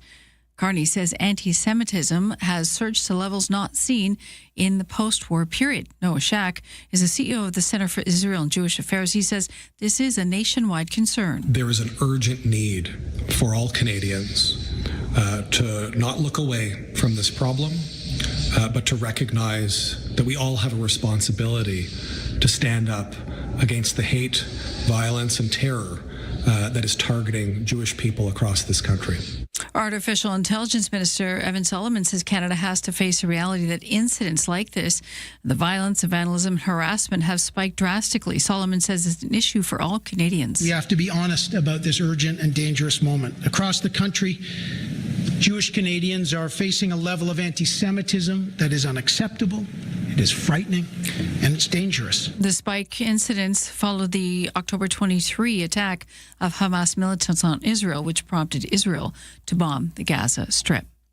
Locally, BC Transit once again teaming up with the popular Grad Pass program, helping graduating high school students move about the province. The program is available in nearly 70 communities, giving grade 12 students 2 days of free bus travel during the month of June. They choose the days. BC Transit says the initiative is designed to encourage safe transportation choices and help students get home safely during grad time. Grad Pass cards will be distributed through participating schools, with the cost of the program shared by local government and BC Transit. Langford is getting more childcare space and a new facility to support youth. Forest Minister Ravi Parmar shared details on the project on busy Carlo Road. You're going to be investing in partnership with the City of Langford in a new center that's going to be home for more childcare, as well as a Foundry Center. Your listeners may remember that we made an investment in Thrive to host a Foundry Center. We've got the spot, and it's going to include more services, in particular for young people in this growing community of Langford. Foundry West Shore will support the health and wellness needs of kids and their families in the area, including Langford, Colwood, Machosen, Highland, Souk, and Port Renfrew. Construction starting on that student housing project at Camosun College's Lansdowne campus. This is about a $155 million project. It's the first housing project building in the college. Will offer students more options for somewhere to live that's affordable, which will ease pressure on the local housing market as well.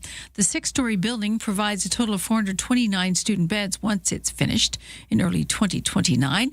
Amenities on site will be a coffee shop, a meeting space, laundry rooms, lounges, and quiet study rooms on every floor. We'll hear more about this from Certified's Mike Kozakowski. He'll be live on the CFAX Morning Show at 8:20. That's your news to 7:36.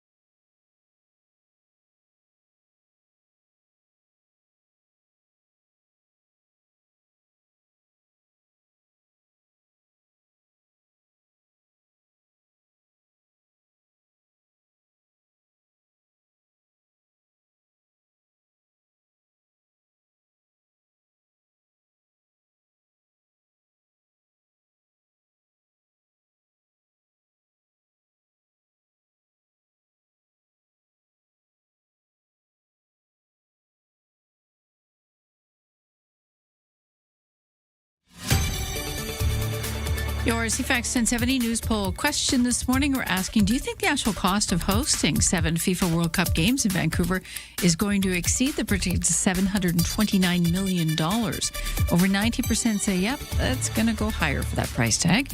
You can vote now at CFAX1070.com. Also, the iHeartRadio app's available for you. Your news time, 7:37.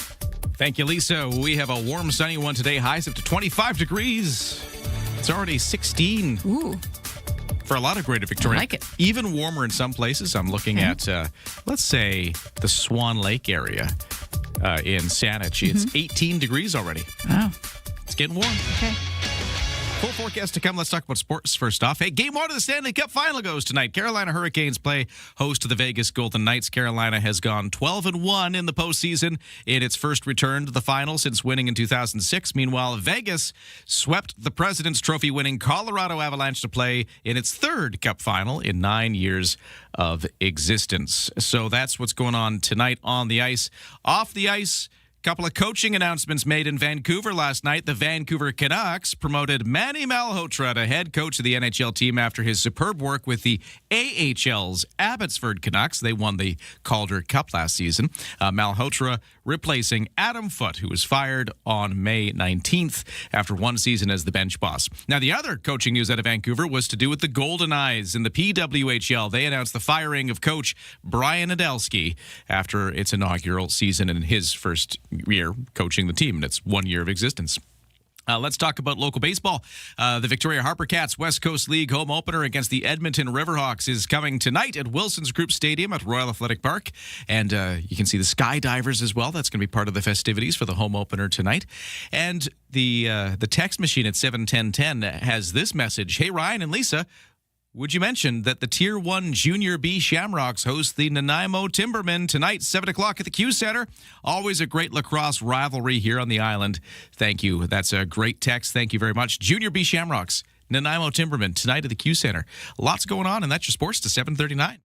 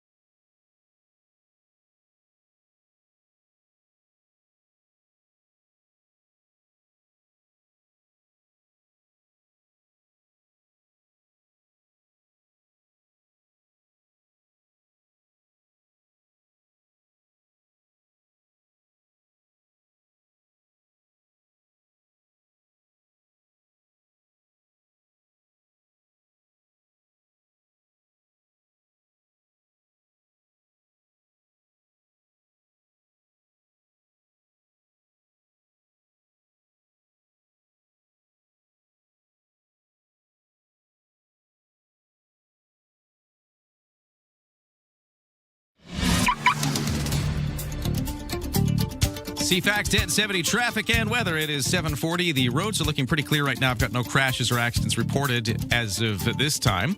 Text me at 71010 if you see otherwise. We do have a fairly easygoing kind of West Shore commute, comparatively speaking. I'm just using this as an example, picking on the area around the Trans-Canada Highway in Millstream today as my sort of example of how things are looking from the West Shore.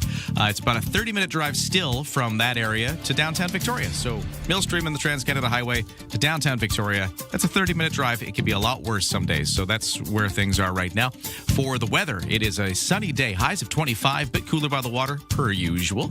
Partly cloudy tonight, lows to 11, a little bit of breeze. Tomorrow, mix of sun and cloud, highs of 23. So still quite a warm day tomorrow, just maybe a little cooler and maybe a little breezier by the water. So even cooler by the water tomorrow by the Wantafuga Strait.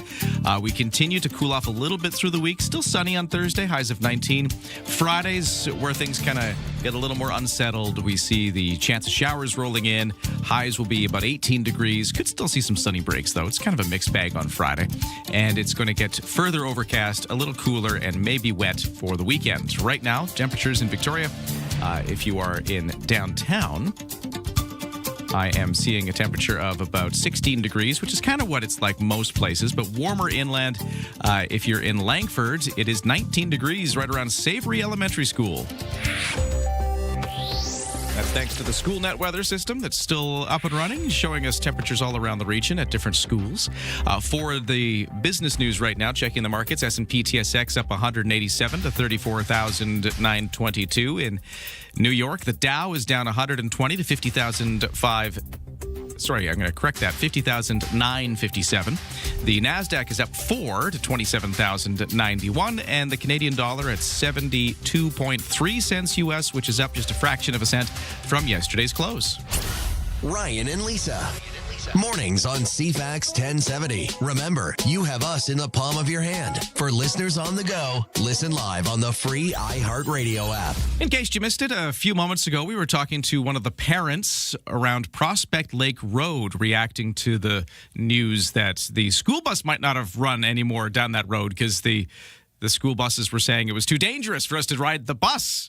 Or take the bus down the road, particularly this turnaround they had to do, so they were not going to do it. And the parents were like, but doesn't that mean you're going to make the kids now walk on this road that you say is too dangerous even for a bus? But anyways, It sounds like the update, Lisa, is that they've got a solution. Hopefully it all comes together, because I guess tomorrow was going to be the first day of no school buses, but they've got a deal in the works with a local charity up there, Power to Be, who will allow the school bus to turn around. Right. So that's the situation there. Hopefully they've got a solution. But it was sort of shining a spotlight on safety concerns with Prospect Lake Road. And you were mentioning a few moments ago that people do tend to speed quite a lot and cause a lot of trouble on this particular stretch of road. Yep. Texter at 71010 has this solution they're recommending, and I wanted to run this by you, Lisa. Speed bumps for Prospect Lake Road is simply the text. Is that a solution? Would speed bumps be a thing to do here? Yes. Yeah? 100%. What's your take on speed bumps? It's just traffic calming measure. If you can abide by the speed limit, then what's the next thing? You can't expect police to be on every corner waiting for people. You know, they lowered the speed limit on Stellies Crossroad on Wallace Drive, between Wallace Drive and East Saanich Road. That's now 40. That took effect yesterday in Central Saanich, all across the region. And those areas, there's lots of children around there. Wallace Road, there's lots of children in another community nearby. And I saw a police officer pull over a car on Sunday on Wallace near Bayside School. It's 30 along there now. So Prospect, I understand that people want to use it for commuting just to drive it. It's very pretty, but when using it for commuting and you're trying to get from point A to point B, that's not a great drive to just be sort of not switched on and just trying to get there as quickly as possible. It's like the road to Hana in Maui. You know, it's constant switchback, and you have to be switched on for the road.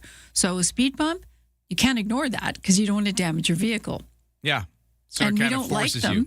I don't like them either, but you certainly do have to slow down for them. It does force you to slow down for them.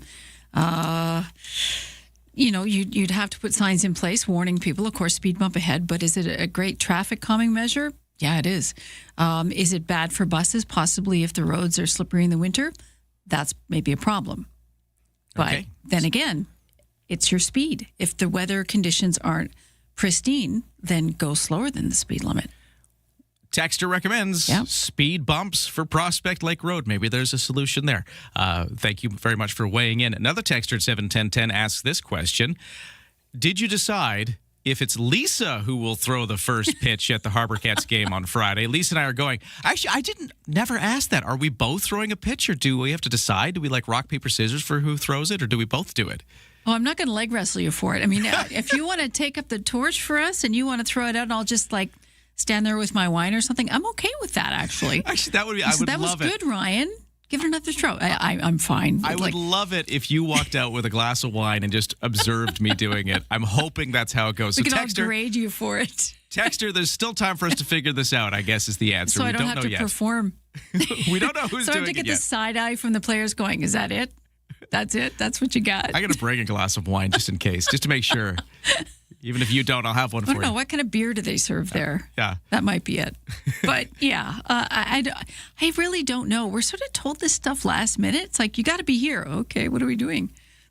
Right? So, yeah. Friday. We'll go. We'll be there Friday.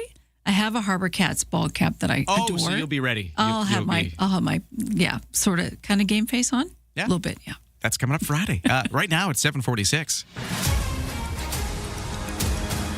Ooh, and I got some more speed bump text, Lisa, so we'll Okay. read these right after the news. But tell us what's going on. Layoffs at Meta, big time, laying off nearly 2,300 workers in California as it cuts 10% of its staff. That includes 74 at the LA office in Playa Vista, 2,200 at the headquarters in Menlo Park. Affected employees who learned of the cuts just last week are expected to leave the company by July 22nd. There's been no word of additional company-wide layoff plans for 2026. Meta says it's part of a move to improve efficiency and an offset its investments in AI. So apparently, even when you work in that industry of AI, your job is not secure. The BC government has unveiled new anti-racism action plans less than 2 weeks before the arrival of the FIFA World Cup in Vancouver. First game goes on June 13th. Attorney General Nikki Sharma says the province is doing everything within its power to counter racism as Vancouver set to host the games. Sharma says the province is working with the city of Vancouver and FIFA on making the games inclusive, but she adds she can't speculate on possible responses if something does happen. Vancouver's BC Place hosting its first of 7 games on June 13th as Australia playing Turkey. And construction underway on that student housing project at Camosun College's Lansdowne campus is worth about $155 million. That's the price tag. The 6-story building providing 429 student beds. It includes amenities like a coffee shop, which is much needed. More of those, please, on Camosun. Meeting space, laundry rooms, lounges, and the whole shebang. It's expected to be ready in early 2029. That's your news to 7:48. Okay, we're talking about Prospect Lake Road. The locals there are complaining about people driving too fast on it. One texter saying, what about speed bumps? I mean, they've lowered the speed limit, but everybody's still speeding. What about putting speed bumps in? This texter at 71010 says, are there such a thing as removable speed bumps for when school is in session? Interesting. Good like point. temporary ones. I don't know. Well, there is, and there's temporary anything you can put in. It's just a matter of getting the crews up there to take them out. But when school's in session, I mean, you'd have to have it in place for 6 months or longer than a year. Why not just leave it? 10 months. So you might as well just leave them. And people get used to speed bumps being in certain spots, and then they'll speed on other areas. So they'd have to be, I guess, where the most danger obviously would be for the families in the area or the most dangerous corners. I'm surprised there's not more incidents on Prospect with the way people hug the corners and hug the roads or just take corners too fast. Yeah. But I guess you get to know the road. But still, for the families in the area, it's an ongoing headache. Yeah, you can see why it's an issue. Texter 71010 says, I watch delivery drivers and company vehicles hit speed bumps full speed, no problem. Well, I guess if you don't own the vehicle, maybe you're not so worried about damaging it. That's what happened to my package. Okay. Texter at 71010 says, good morning, Ryan and Lisa. Speed bumps may be a good idea for some roads, but rural roads, if they are used for transporting livestock, are a really bad idea. True. A hoofed animal in a trailer going over a speed bump does not have a good time. That's from Chris. No, that's a good point. Okay, yeah. So some thoughts about speed bumps here on the show this morning, and we'll keep them going. And Texter says, Ryan, be a gentleman and let Lisa throw the first pitch. Well, we'll see how it goes. That's too much pressure. I'll hold her beer. Here, hold my beer. One of those moments. Change of topics coming up next. We're going to be talking about Ocean Week. That's next. The Whole Home Show with Tony Joe. Everyone wants to know about real estate. Is the market going up or down? Time to buy or sell? How can government programs and policies affect you? Hear from local experts on topics like appraisal, inspection, investment, and others on how to maximize your real estate sale. Providing info on everything you needed to know about real estate. The Whole Home Show with Tony Joe. Saturdays at noon on CFAX 1070.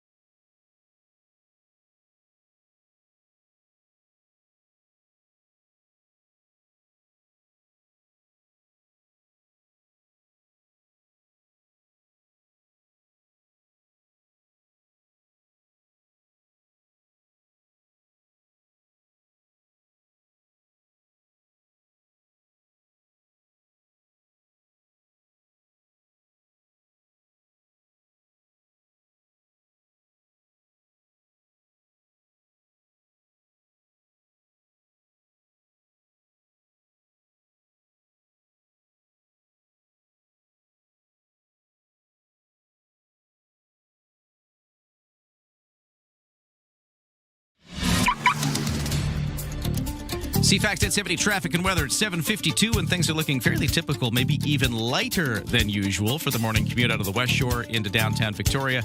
Still about a 30-minute drive from the Millstream Trans-Canada Highway area to downtown Victoria, which is lighter than usual. If you see a crash, accident, or some other problem, or maybe I'm just very wrong about how the commute is shaping up from the West Shore, you can let me know by texting 71010. The weather forecast, man, it's a nice one again. Highs of 25. Be prepared for the heat again, kind of like yesterday. With some sunshine, a UV index that's high. Partly cloudy tonight, lows down to 11. Maybe a bit more breeze coming in tomorrow, cooler by the water. For the tomorrow temperatures, it should be a high of 23, but cooler by a slightly windier one if you go straight.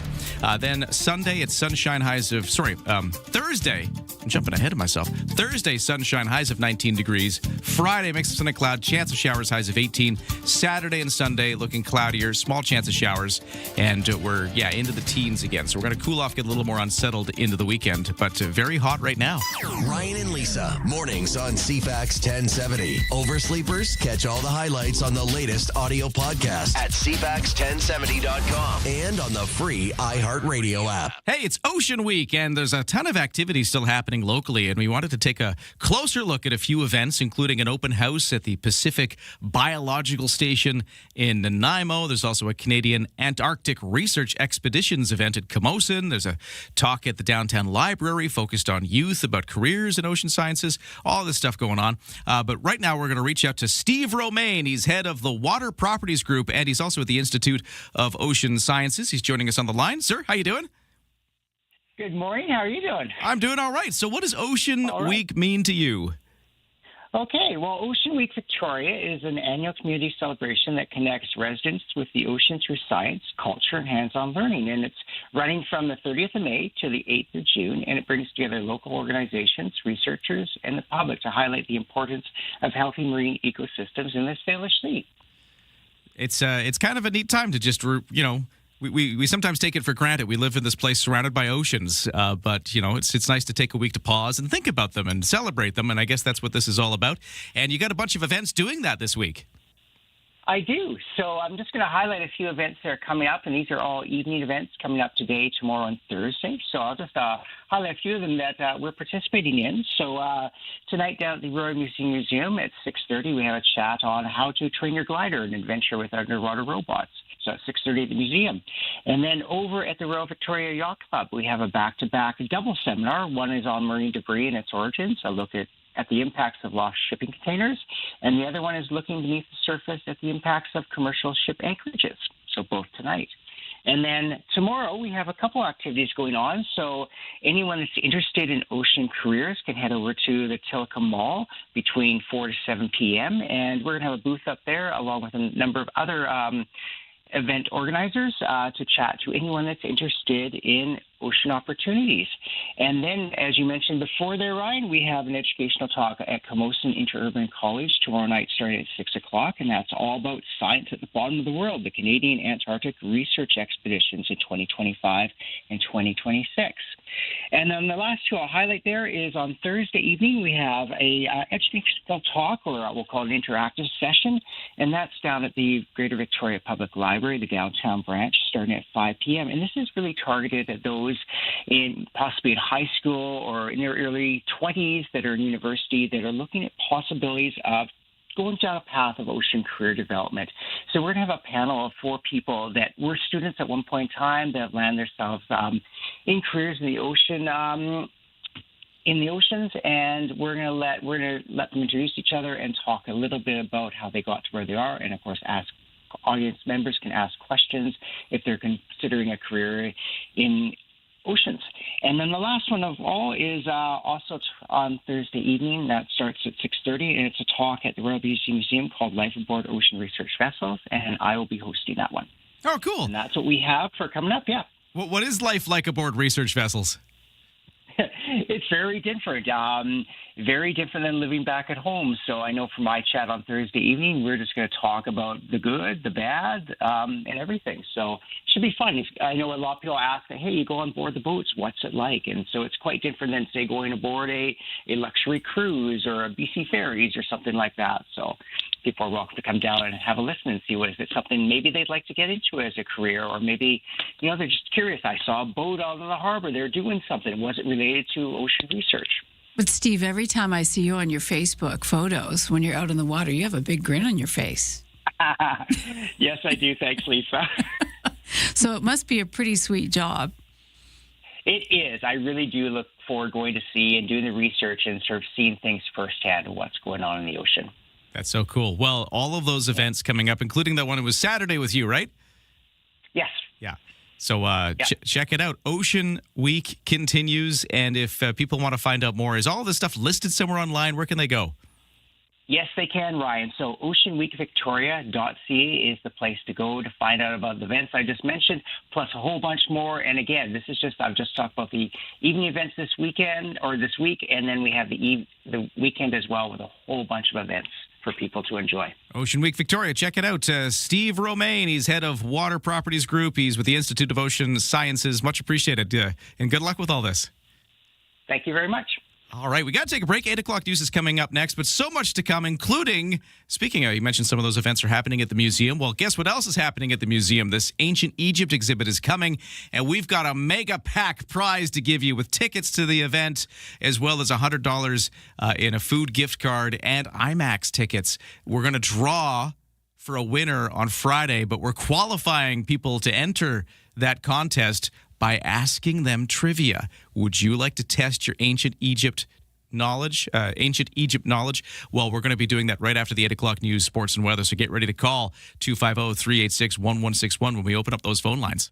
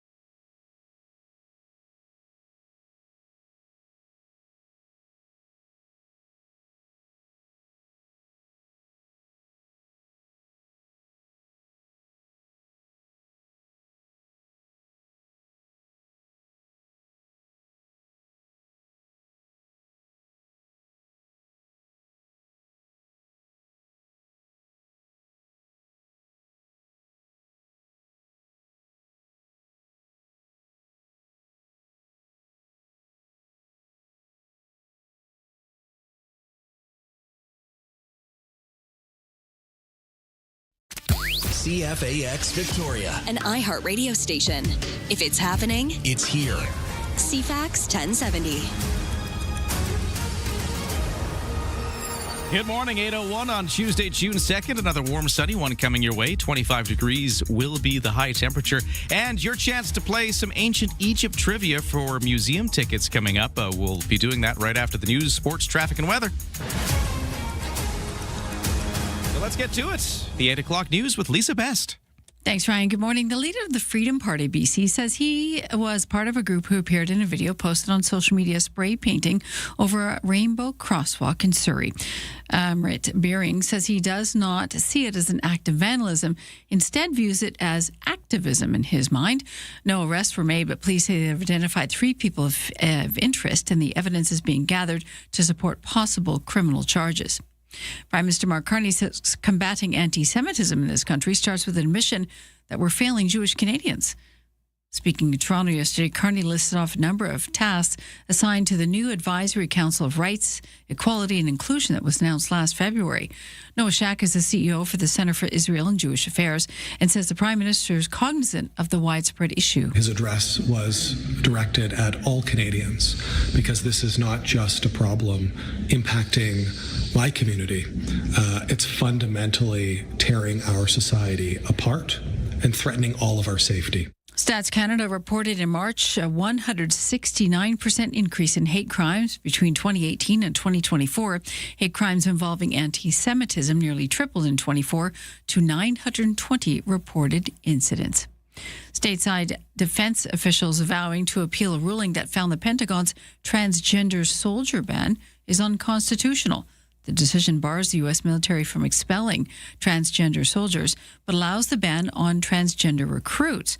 ABC's Lana Moy spoke with GLAD staff attorney Michael Haley. How has the military evolved in terms of inclusion over the years? We had inclusion of people of all different races, inclusion of women in combat roles, inclusion of gays and lesbians in the military, and now transgender folks. And every time we've expanded the military to allow more and more people to serve with more backgrounds, we've made that military stronger and made the country safer. New information about the health screenings at U.S. airports ahead of the World Cup, which begins next week. The games are expected to draw up to 7 million visitors to the U.S., raising concern about the possible spread of Ebola from Africa. Confirmed cases in the DR Congo have jumped more than 20% in a single day. But one aid group warns the outbreak may be much larger, pointing to delays in detection and limited contact tracing. Americans returning from the DRC, Uganda, and South Sudan must now re-enter the U.S. through 4 designated airports for mandatory screenings.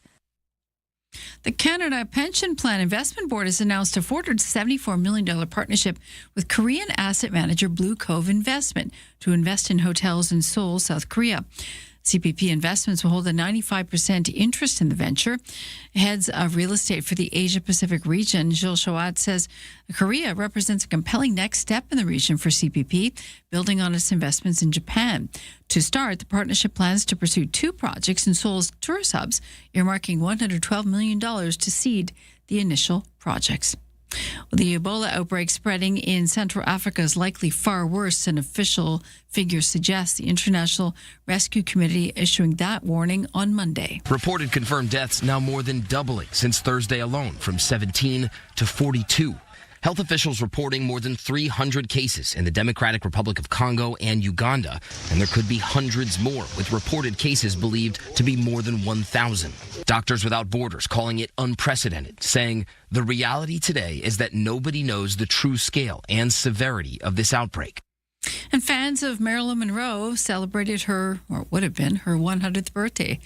Or for the iconic star in Hollywood, they gathered in front of historic handprints and footprints outside the TCL Chinese Theater on Monday. Happy birthday. A Marilyn Monroe impersonator at what used to be Grauman's Chinese Theater. Local Los Angeles actor Maya Akra. I'm just owning the woman I am, and I think she did that for us. Marilyn impersonator Jessica Sugar Kuiper. She had a rough life, and to come up from that, and then one day put her handprints in the cement at Grauman's. Monroe's cement impression showing wear from generations of tourists pressing their hands into hers.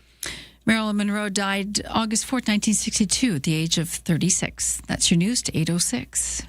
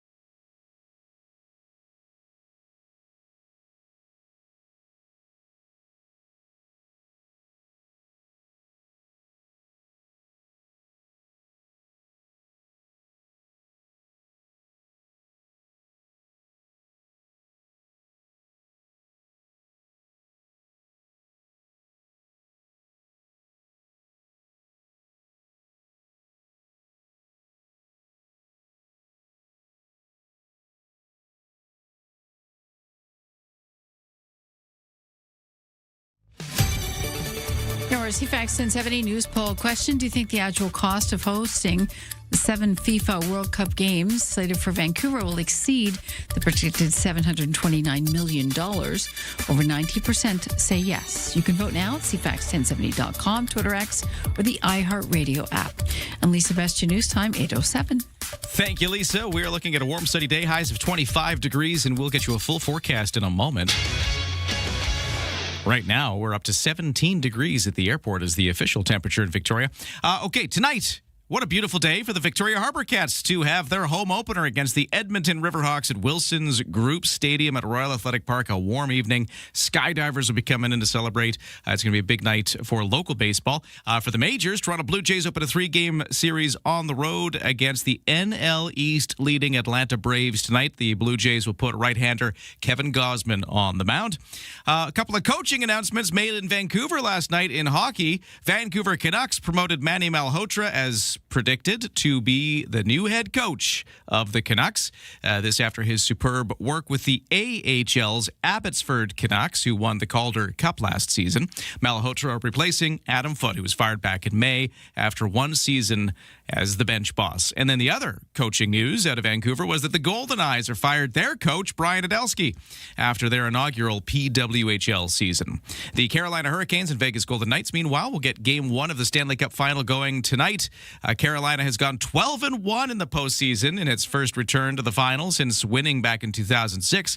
Meanwhile, Vegas swept the President's Trophy-winning Colorado Avalanche to play in its third Cup Final in its 9 years of existence. That's your CFAX 1070 Sports to 8:09. And with that, it is time to open up the phone lines at 250-386-1161.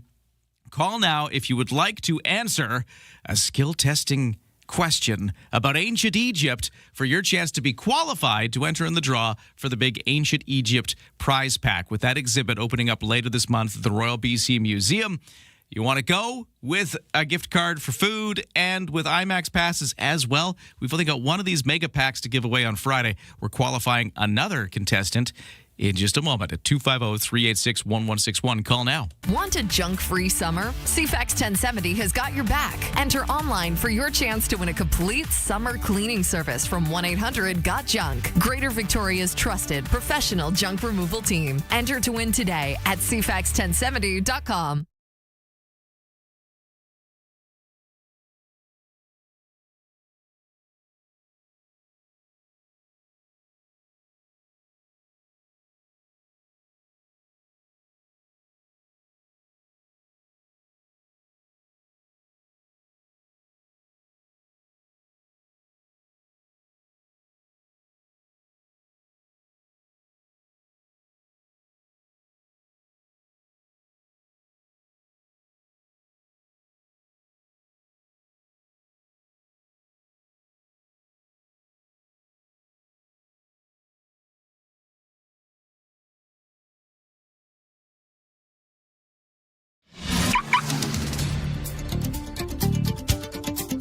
Egypt trivia coming up in a moment. Right now, let's do this. Let's talk about traffic and weather. No crashes, no accidents right now. I've got a fairly typical day from the West Shore into Victoria when it comes to the commute. It's taking about 34 minutes now to go from the Millstream and Trans-Canada Highway area all the way to downtown Victoria, which again is kind of lighter than usual, I would say. It's been like that all morning. If you see otherwise, text me at 71010. But yeah, no crashes to contend with. Galloping Goose Trail, though, if you're a cyclist, to be warned that this is the first week of what will be an entire summer where there's a big old detour just north of the Selkirk Trestles through Viaduct Park. You got to go all the way around to Jutland and then through the the office blocks there right by the trestle before you reconnect with the Goose on either end. So that detour, as they do that BC Hydro cable work, is on again and will continue through the summer. In the weather forecast, it's mainly sunny today, highs of 25, a little cooler by the water. Partly cloudy tonight, a little breezy, lows to 11. Then tomorrow, still quite warm and sunny, just we're starting to come down a little bit. Mix of sun and cloud, bit more wind off the Wandafuka Strait tomorrow with highs of 23. Sunshine on Thursday, highs of 19. Friday, a few clouds rolling in, and with them a chance of showers, highs of 18. Chance of showers and overcast through Saturday and Sunday. Right now, temperatures are getting warm in some parts of Victoria and Langford. We're already at 20 degrees. In Oak Bay by the water, it's 18. On the markets in Toronto, some gains. S&P TSX up 232 points to 34,967. The Dow in New York is up 35 to 51,114. Nasdaq up 48 to 27,135. Canadian dollar at 72.3 cents US, which is up just a tiny fraction from the close on yesterday. CFAX Morning Show is brought to you by Thrifty Foods. Happiest deals and rewards in one app. Earn Scene Plus points faster by downloading the Thrifty Foods app and linking your Scene Plus card for personalized offers just for you. Ryan and Lisa are ready when you are. Good morning. Day or night, find the highlights under latest audio at CFAX1070.com and on the free iHeartRadio app.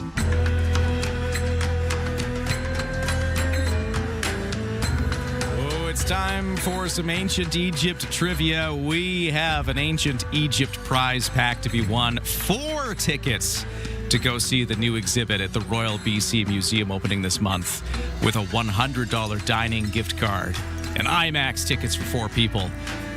But we've only got one of these to give away, so we're qualifying people every day this week to enter into the draw on Friday. And we're going to the phone lines right now for today's first contestant. Who's this on the line? Hello? It's Kevin. Oh, Kevin. Oh, hello. Hey, Kevin. Hi. How are you? Good. So, Kevin, this is the big moment. Like Egyptian now. You haven't won anything yet. You got to prove your Egypt knowledge. All right, let's try this. Are you an Egypt guy? Do you know a lot? I know enough. Okay. All right. Okay. Then I think you sound ready. Now, the Royal BC Museum, where this exhibit is going to be, they have themselves provided me these questions, so I'm not taking responsibility for how this goes. Oh, God. Shirking responsibility. Okay. Yeah. I'm playing along with you, Kevin. Kevin, what kind of writing did ancient Egyptians use? Oh, hieroglyphics? That is what? Correct. Is that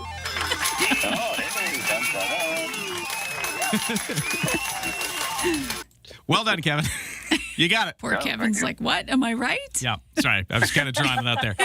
No, you are qualified. You don't win it yet, but Kevin, good work. You got the question right. Yeah. You are an expert in ancient Egypt. You've just proven it here before everybody. So at least you've won that. Expert, eh? Yeah. Okay. and hang on the line. I'm going to get some information off the air, but we will be drawing for the prize on Friday out of all the winners this week. So you're going into the prize draw. Thanks, Kevin. All right. Thank you. All right. So I'll talk to you in a sec. While we do that, let's hear about what's in the news. Okay. By the way, we'll do this again tomorrow, so stay tuned for another chance to win. Another question. To qualify. Another question from the museum. We'll see how that goes. And right now, it's the news with Lisa. All right. Victoria returns to the top of the National 5 in Uber's Lost and Found Index. So if you took a Uber recently and you lost something in there, well, that's why we got the ranking. We ranked 4th most forgetful city in Canada for the 2nd consecutive year. So we're in the top 5. The most commonly forgotten items for Victoria riders follows a pattern. That's stuff we lose all the time, right? Phones, wallets, keys are the top 3. And no frozen turkeys and humidifiers, as actually other cities had, just misplaced essentials. Victoria's most forgetful day of the year, they actually got this down to a pattern, was December 20th, probably because we're just ahead of the holidays. Nationally, Halloween weekend topped the most forgetful stretch of the year, with October 31st and November 1st both ranking as top 3 for lost item volume nationally, along with New Year's Day. The most forgetful time of the day was Sunday at 1 a.m. after the partying on Saturday night. This year's index also found that Uber XL riders were 2.6 times more likely to forget something than Uber X riders. Bigger group, more chaos, and more lost stuff. Wild. Metro Vancouver residents shouldn't be alarmed by the sights and sounds of military aircraft flying overhead this week. The Canada Armed Forces say NORAD has scheduled a training exercise. They'll have a fighter jet intercept a Twin Otter aircraft. It's a threat simulation, but of course it's going to look real when you see it overhead. The military says the fighter jet may be seen flying alongside the civilian aircraft between Comox and Vancouver as it escorts its target towards Vancouver Harbor. It says these live fly exercises are planned in detail and closely controlled for everyone's safety. And the U.S. president has insisted peace talks are continuing with Iran at a rapid pace. He made the comment in a Truth Social post yesterday following reports that Iran was stepping away from talks. In fact, Iranian state media reported Tehran was ending negotiations and planned to fully block the Strait of Hormuz due to alleged ceasefire violations done by the U.S. We'll keep you posted on what comes next. That's your news to 8:17. Thank you, Lisa. Big story in the news for Camosun College. They have started construction on their first ever student housing. So they haven't had their own on-campus student housing before. That's all starting to change, although it's going to take a while to build this out. It's happening at the Lansdowne campus because, of course, they got the two campuses. So the guy we love to talk to when we talk about new developments and buildings going up and all that stuff is Mike Kozakowski from Certified.ca, where he follows these kind of stories closely. He's joining us next to talk about the project and what we know about it.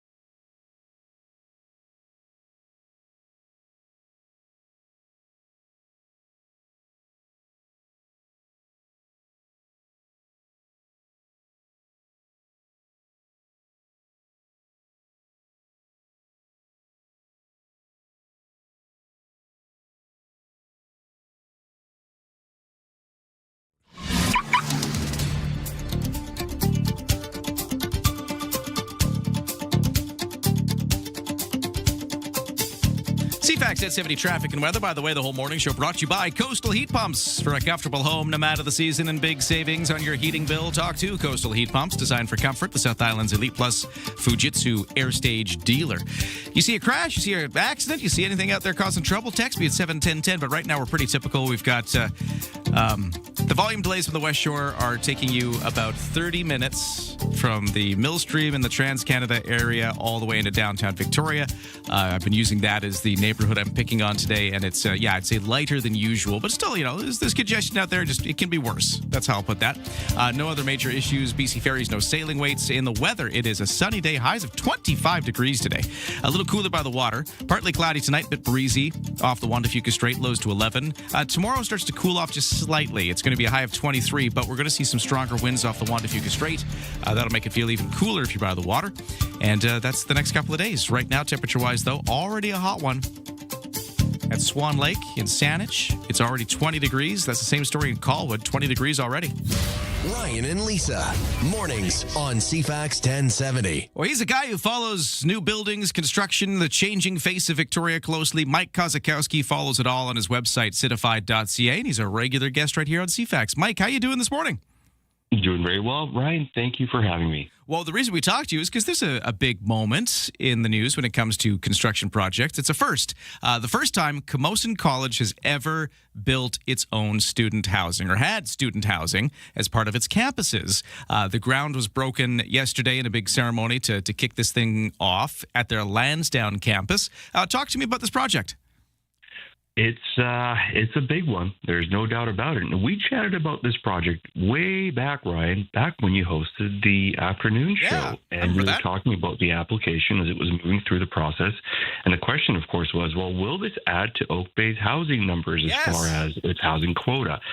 So it doesn't look like that is something that will be added, because the primary purpose of these units is a dormitory style of housing, which does not qualify for the type of housing that the province needs built for the broader market. So the short answer is it doesn't look like it, but there's going to be 429 beds as part of this dormitory. As you mentioned, it's the first for Camosun College, UVic, just up the road. They've been building housing from day one of that institution's existence, so they've been at this for a long time, and I'll circle back to UVic in a moment. But this project is going to materialize by 2029, so construction is getting underway now, and in several years it'll be completed. It'll materialize along Foul Bay Road, which is at the rear portion of the Lansdowne campus of Camosun College. It'll be a 6-story build, and as I already mentioned, 429 beds. Now, the budget for this project is just under $155 million in terms of construction, not including the cost of land. So because of the size of this building, you'd have to buy a lot of land to build it. But here we're not dealing with land costs, we're dealing just with construction costs. And I'm going to ask you this question just off the top of your head. Okay. How much do you think this project costs per bed? There's 429 beds, about $155 million in construction. Per bed. And these are dormitory rooms, so they're not like full condos or something, right? There's going to be a mix, but the majority of them are dormitory style, studio, 1-bedrooms, and up to 4-bedroom per unit. So there's a mix, but it's mostly dormitory housing. Okay, so the construction cost per bed, given that, I'm going to take a wild guess. I have no idea, but $300,000. Wild guess.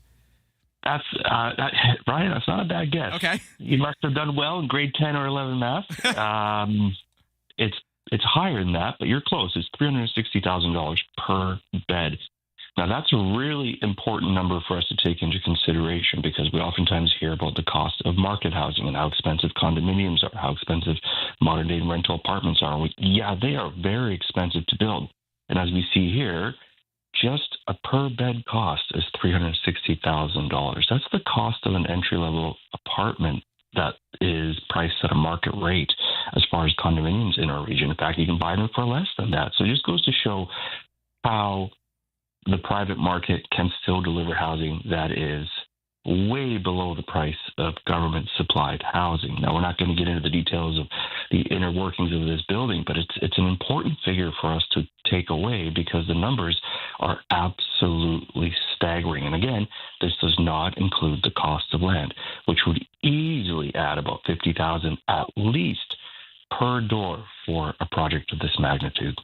Good little case study in just the cost of doing anything nowadays. Now, but one of the things I wanted to talk about is why this is important. Because, one, it's interesting that Camosun College is getting its first student housing ever, so that'll be cool. But one of the things that factors in here is the pressure it might take off of other things. Like it's been a while since I was at the Lansdowne campus of Camosun, but I did my radio schooling there once upon a time when they used to have a radio program at Camosun. And I know that the area surrounding there is just filled with basement suites and other apartment buildings, and there's a lot of different housing that students would live in the surrounding area. And is the idea that instead, if some of those students don't occupy those basement suites and entry apartments, instead if they're on campus in these facilities, that'll free up some housing for the rest of the community? Is that one of the hopes here? Absolutely. It's exactly what will happen. Is it will lower the demand for market rental suites, basement suites, secondary suites, what have you, that are in the proximity of the Camosun campus. One of the issues, of course, in that area of town is you don't just have the Camosun campus that's sending students into the community for housing. You've also got UVic, and UVic is a massive institution, thousands and thousands of students, upwards of over 20,000 now, I believe it is. And, of course, you've also got staffing at these institutions, and many of the staff members themselves would like to live closer to the community, the educational campus, I should say. And so there is a significant amount of housing demand that comes out of both institutions. And absolutely, this will lower that demand. And there is a lot of housing that's also coming to the UVic and Camosun area, that part of Saanich and Oak Bay, mostly in the Saanich half of that equation. But Yeah, there's strong demand for student housing. In fact, it's one of the big drivers and investment drivers right now is student-focused housing, particularly in the area of Saanich. So the government is getting into the housing game indirectly here. Of course, providing on-campus housing is very important to our educational institutions, but absolutely this will lower the demand for secondary suites and basement suites and housing of that type in the immediate vicinity of both institutions. Okay, Mike, we're almost at a time. I got like 30 seconds, but real quick, one text question from 71010. Please ask your guest where all the students are going to park their cars since the new building is going on top of the parking lot, which is always full. That's from Gordon. Any thoughts on that? Indeed, that is most definitely a point of friction in our community, and we seem to be building a lot of modern housing that has less and less parking, and in some cases zero parking. Now that's by request and by adherence to the vision of our municipalities that are looking at ways of reducing car reliance. And yeah, this will take away parking, and it will cause a bit of a parking dance in the mornings at Camosun. But that's apparently the way that things are going to go, and certainly that's what we're seeing with our government-funded projects as well as market projects that are adhering to the guidelines of our municipalities that are asking for less and less parking at mixed-use and high-density housing projects. Well, we'll have to leave it there because we're right at a time, but that's the story. Camosun College breaking ground on their very first student housing project. It's at the Lansdowne campus, as our texter points out, over top of what was a parking lot on campus, and we will follow it, but we'll leave it there. Mike? Follow citified.ca. That's his website where he writes about these kind of things if you want to find out more. And until next time, have a great day. I appreciate the time. Thank you, sir. Bye-bye. 8:30 news next on CFAX. The CFAX 1070 Summer of Rock. All right. Win a trip to Vancouver and catch a concert from the Sax Point Pub Summer of Rock lineup. Listen to CFAX from 6 till 6. When you hear a clip from our Artist of the Week, text ROCK to 71010 with your first name to win that concert. You'll fly with Helijet and stay at the Rosedale on Robson Suite Hotel. Brought to you by the Sax Point Pub in Esquimalt. Stream us on the iHeartRadio app.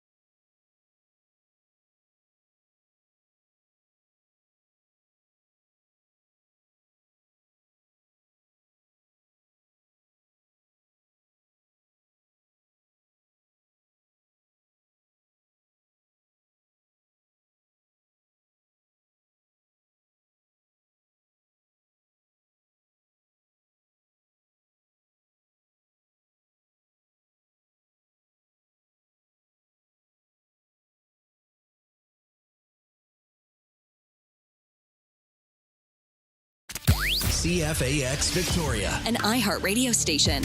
If it's happening, it's here. CFAX 1070.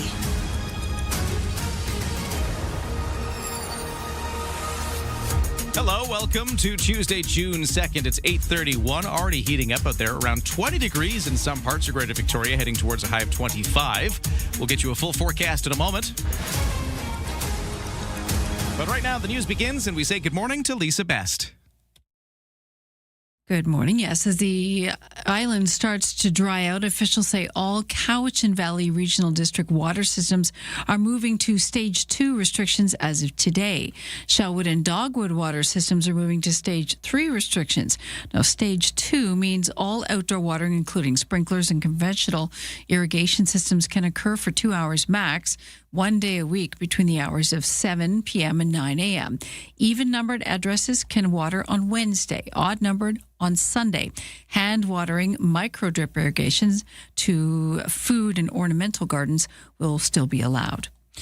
A closure of the section of the Galloping Goose Trail making situation prickly for riders. Cyclists saying they're a bit annoyed by this, but this closure through Viaduct Park is going to continue for pedestrians and cyclists till the end of summer. Trail users have to follow a kilometer-long detour via Waterfront Crescent, Jutland Road, Cecilia, Napier, and the pathways through Cecilia Ravine Bike Park. Now, routes for pedestrians, cyclists, and wheelchair users will be maintained to ensure accessibility and safety. The detour map and signage is posted on site.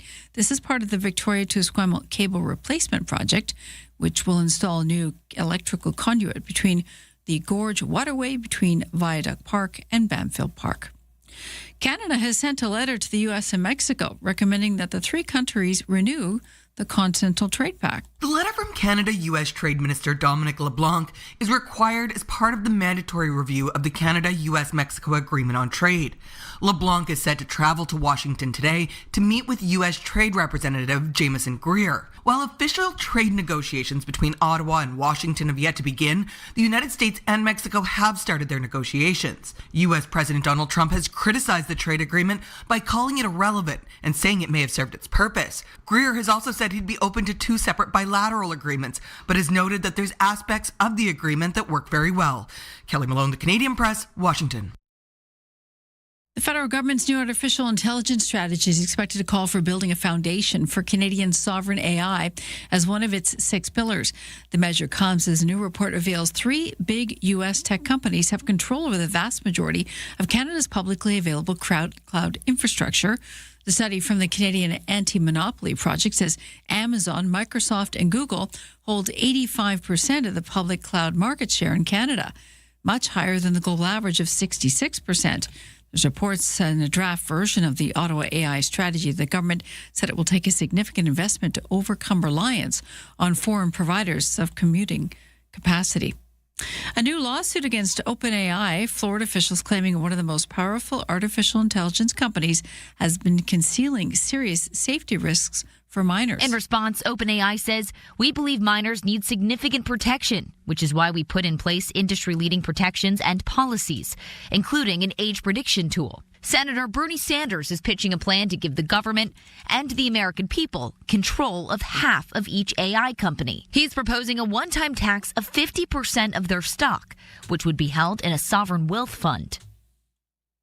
And Meta Platforms will lay off nearly 2,300 workers in California as it moves to cut about 10% of its staff. That includes 74 workers at its Los Angeles office in Playa Vista and 2,200 at its headquarters in Menlo Park. Affected employees who learned of the cuts on May 22nd are expected to leave the company by July 22nd. There has been no word of additional company-wide layoff plans for 2026. Meta says it's part of a move to improve efficiency and to offset its investments in AI. I'm Daniel Martindale. That's your CFAX News to 8:35.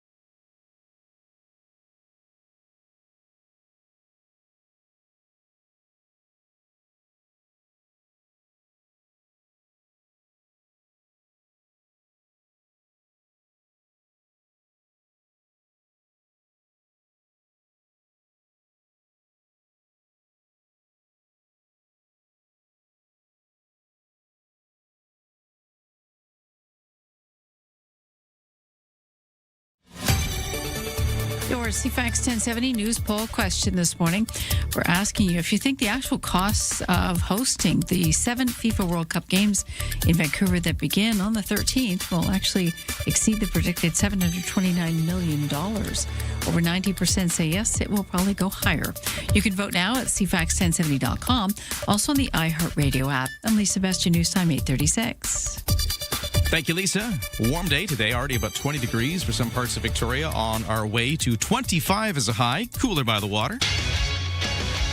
We'll get you a full forecast in a moment. Right now, let's take a look at sports, where the Vancouver Canucks have made their coaching announcement. It will be, as some had predicted, Manny Malhotra, who will take over as the NHL coach after his work with the AHL's Abbotsford Canucks, who won the Calder Cup last season. So there you go. He replaces Adam Foote, who was fired back in May as Canucks coach. And then Vancouver also getting a different coaching announcement, but this time with the PWHL's Vancouver Golden Knights. They announced the firing of coach Brian Adelski yesterday after their inaugural PWHL season. Also in hockey, well, it's game 1 of the Stanley Cup final tonight as the Carolina Hurricanes play host to the Vegas Golden Knights. So that's coming up. Another thing coming up tonight locally is the Victoria Harbour Cats West Coast League home opener against the Edmonton Riverhawks. This is at Wilson's Group Stadium, Royal Athletic Park, around 6:30. They got some skydivers coming in to help celebrate this first home opener. They did open the season on the weekend with a couple of games in Portland. Texter at 71010 says, "Hey, Ryan and Lisa, would appreciate it if you could mention the Tier 1 Junior B Shamrocks are in action this weekend, hosting the Nanaimo Timbermen, 7 o'clock tonight at the Q Center. Always a great lacrosse rivalry on the island," says the texter. Much appreciated, and there you go. Lots going on in local sports to take in. I was talking about baseball before. I can also mention that the Toronto Blue Jays back in action tonight in Atlanta to take on the MLB leading Braves in the opener of a 3-game series. Toronto coming into it looking to snap a 2-game skid. Kevin Gausman on the mound for the Jays. That's your sports to 8:38.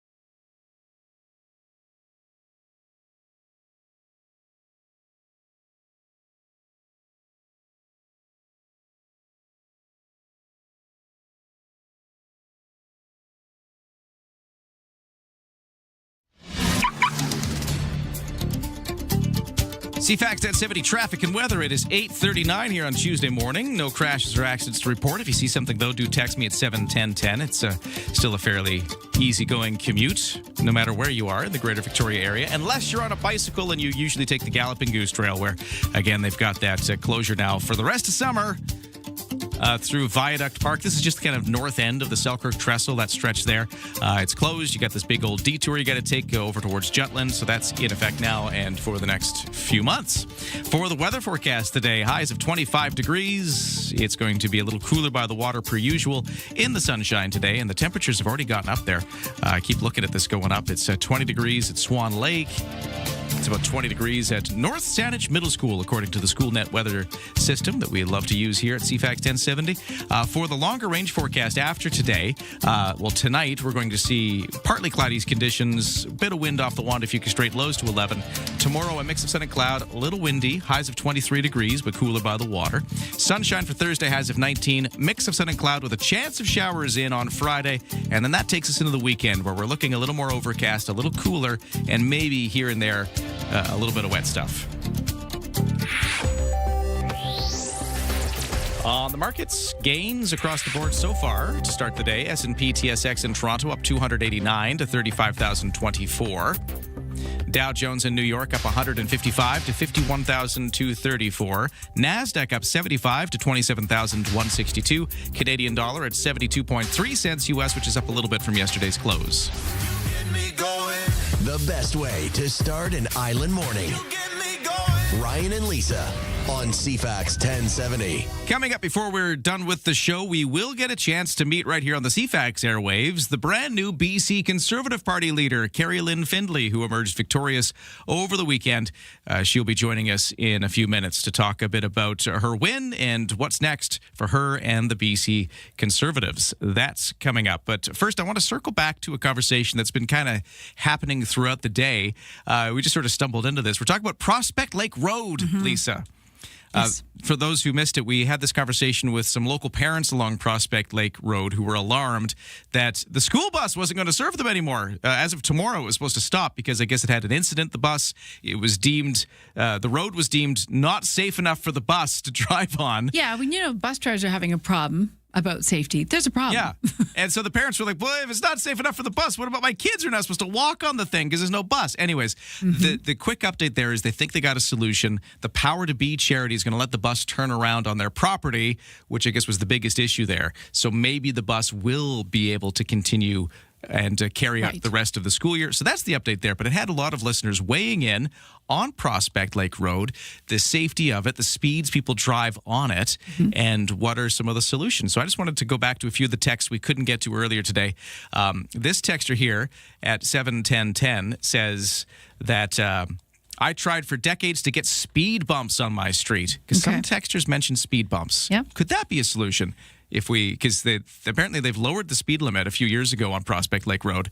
But according to our guest, a local mother who lives there, nobody follows the speed limit. Everybody's speeding all the time. That's right. Well, people, whatever this posted speed limit, some people just naturally do 10 over. We had some speed bumps on Linden, and then they removed them. They were those removable kind you were talking about. Yeah.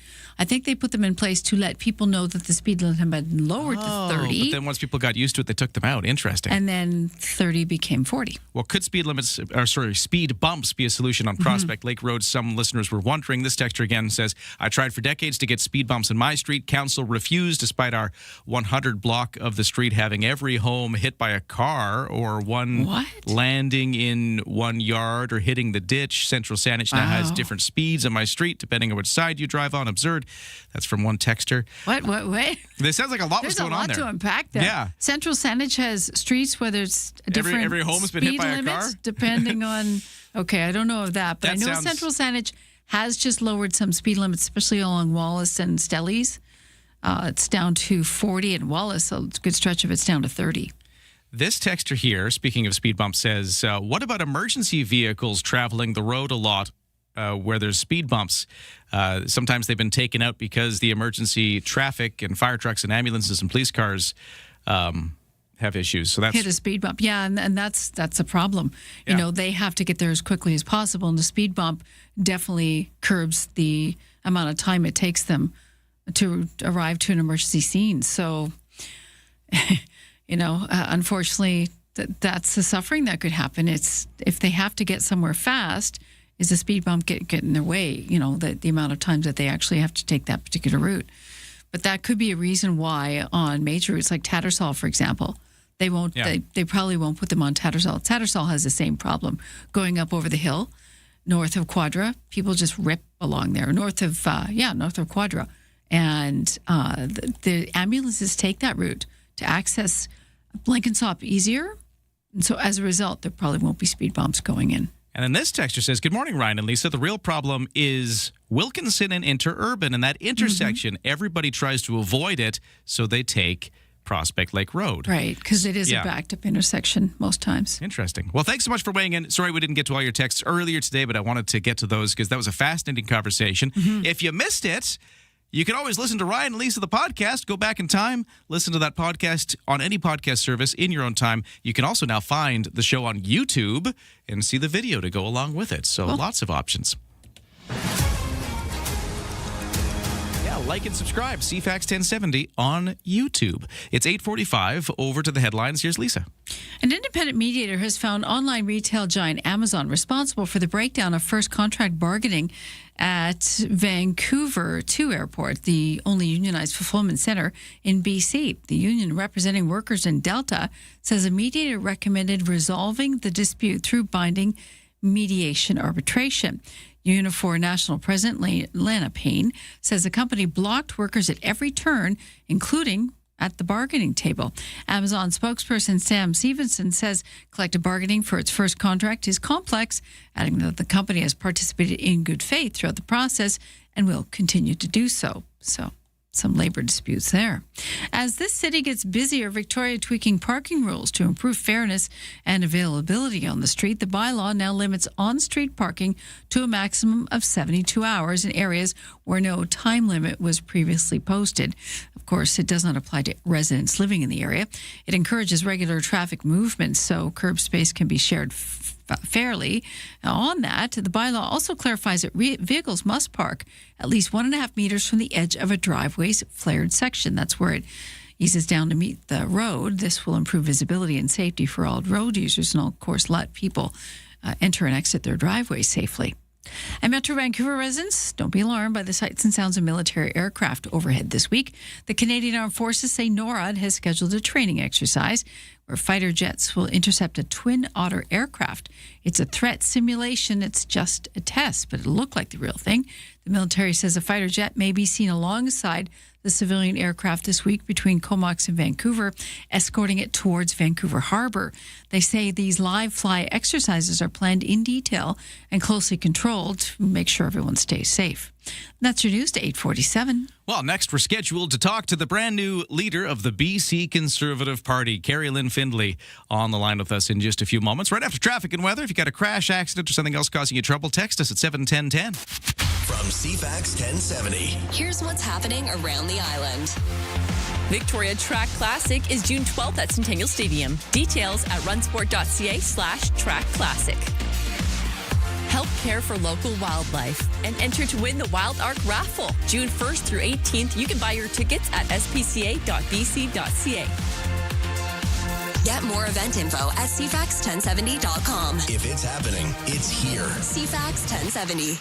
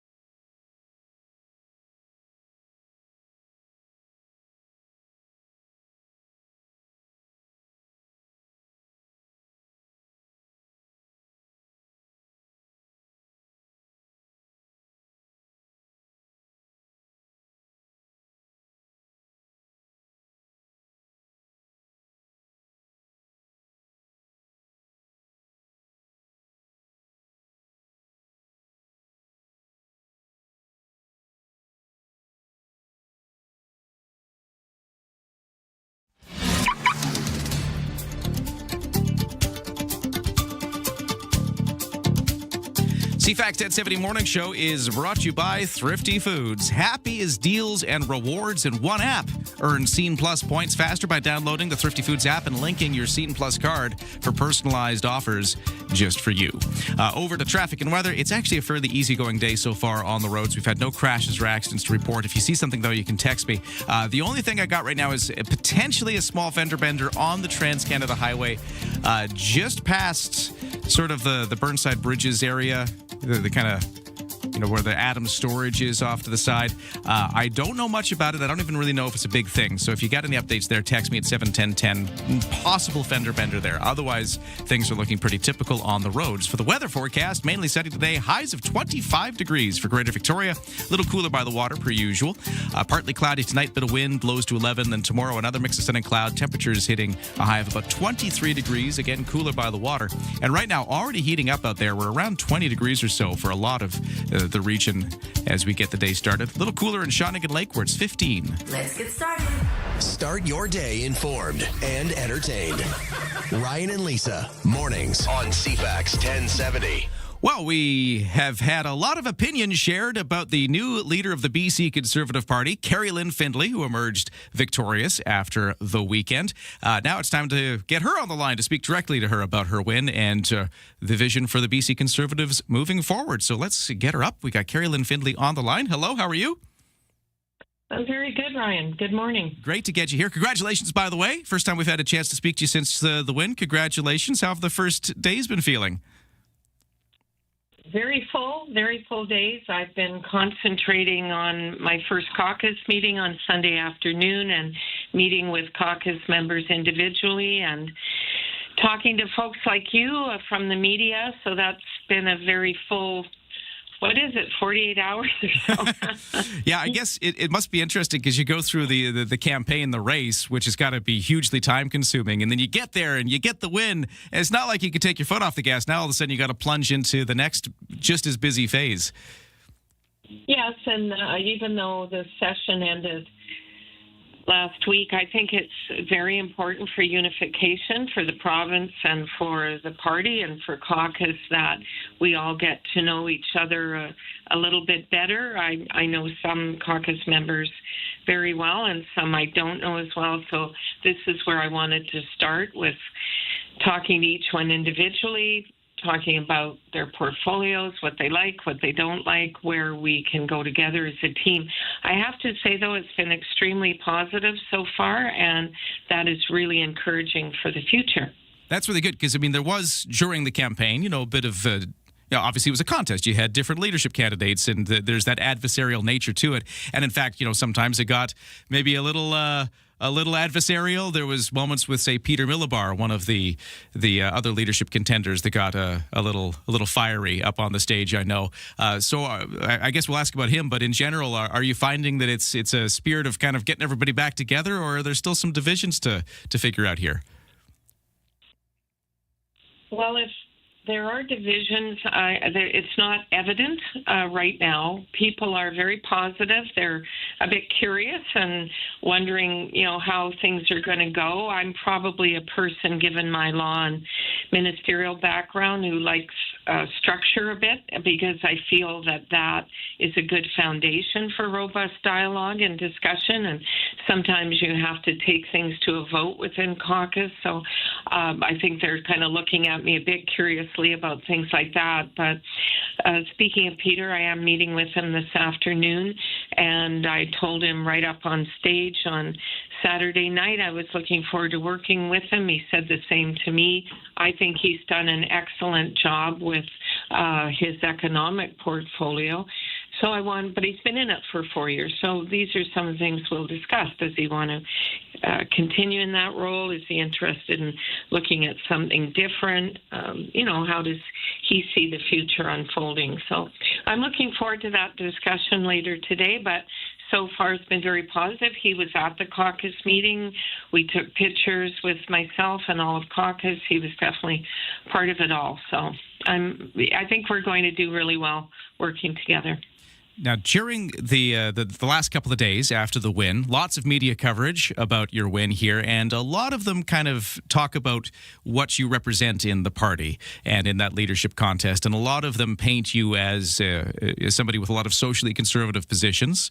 Even your campaign material, paint yourself as somebody who'd like to keep the Conservative Party conservative. But, with everybody else kind of describing you that way, is that how you would describe yourself? Maybe I'd like to let you have a chance to sort of give everybody a sense of your positions. I'm not so much a label kind of person. I think that's a shorthand for getting to what you've already decided about someone sometimes, but I'm definitely conservative. I've shown that over many years. Anyone looking at my debates, my positions going back many years in public service, they can see where I'm coming from. I've always doubted the safe and safe supply. I was against decriminalization of hard drugs. I've always been someone starting with shepherding through the Safe Streets and Communities Act under Stephen Harper during that majority government, targeting violent repeat offenders. I wish some of those laws were still in place, which the NDP and Liberals rolled back, I don't think people would be feeling as uncertain and unsafe as they do right now if we had a stronger approach to accountability with respect to that. I'm very concerned about the use of hard drugs, mental illness, that intersectionality playing out on our streets. I have to say probably the biggest surprise I had in traveling the province again, as I have done through this race, is how pretty much every community of any size, towns and cities, are grappling with crime, with street chaos.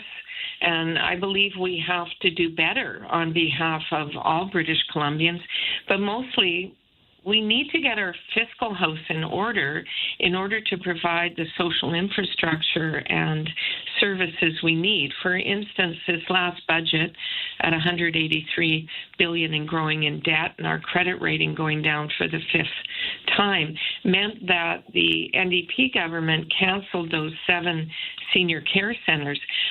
People all over the province were counting on those. Seniors were counting on those. And everywhere I went, people were telling me how they had a bigger waiting list than the number of beds that were coming, and now with, or rooms, however you want to put it. And with that no longer going forward, where are these seniors going to go? Where are they going to live? This is incompetence, in my view. I have been a Minister of National Revenue. I was in the federal Conservative government where we showed that a conservative approach to fiscal management worked. We went from great debt with coming out of a recession, the worst since the 1930s. We got back to a surplus and balanced budget, but we also brought down corporate and personal income tax, brought in income splitting for seniors. We took the GST down. We showed that it works.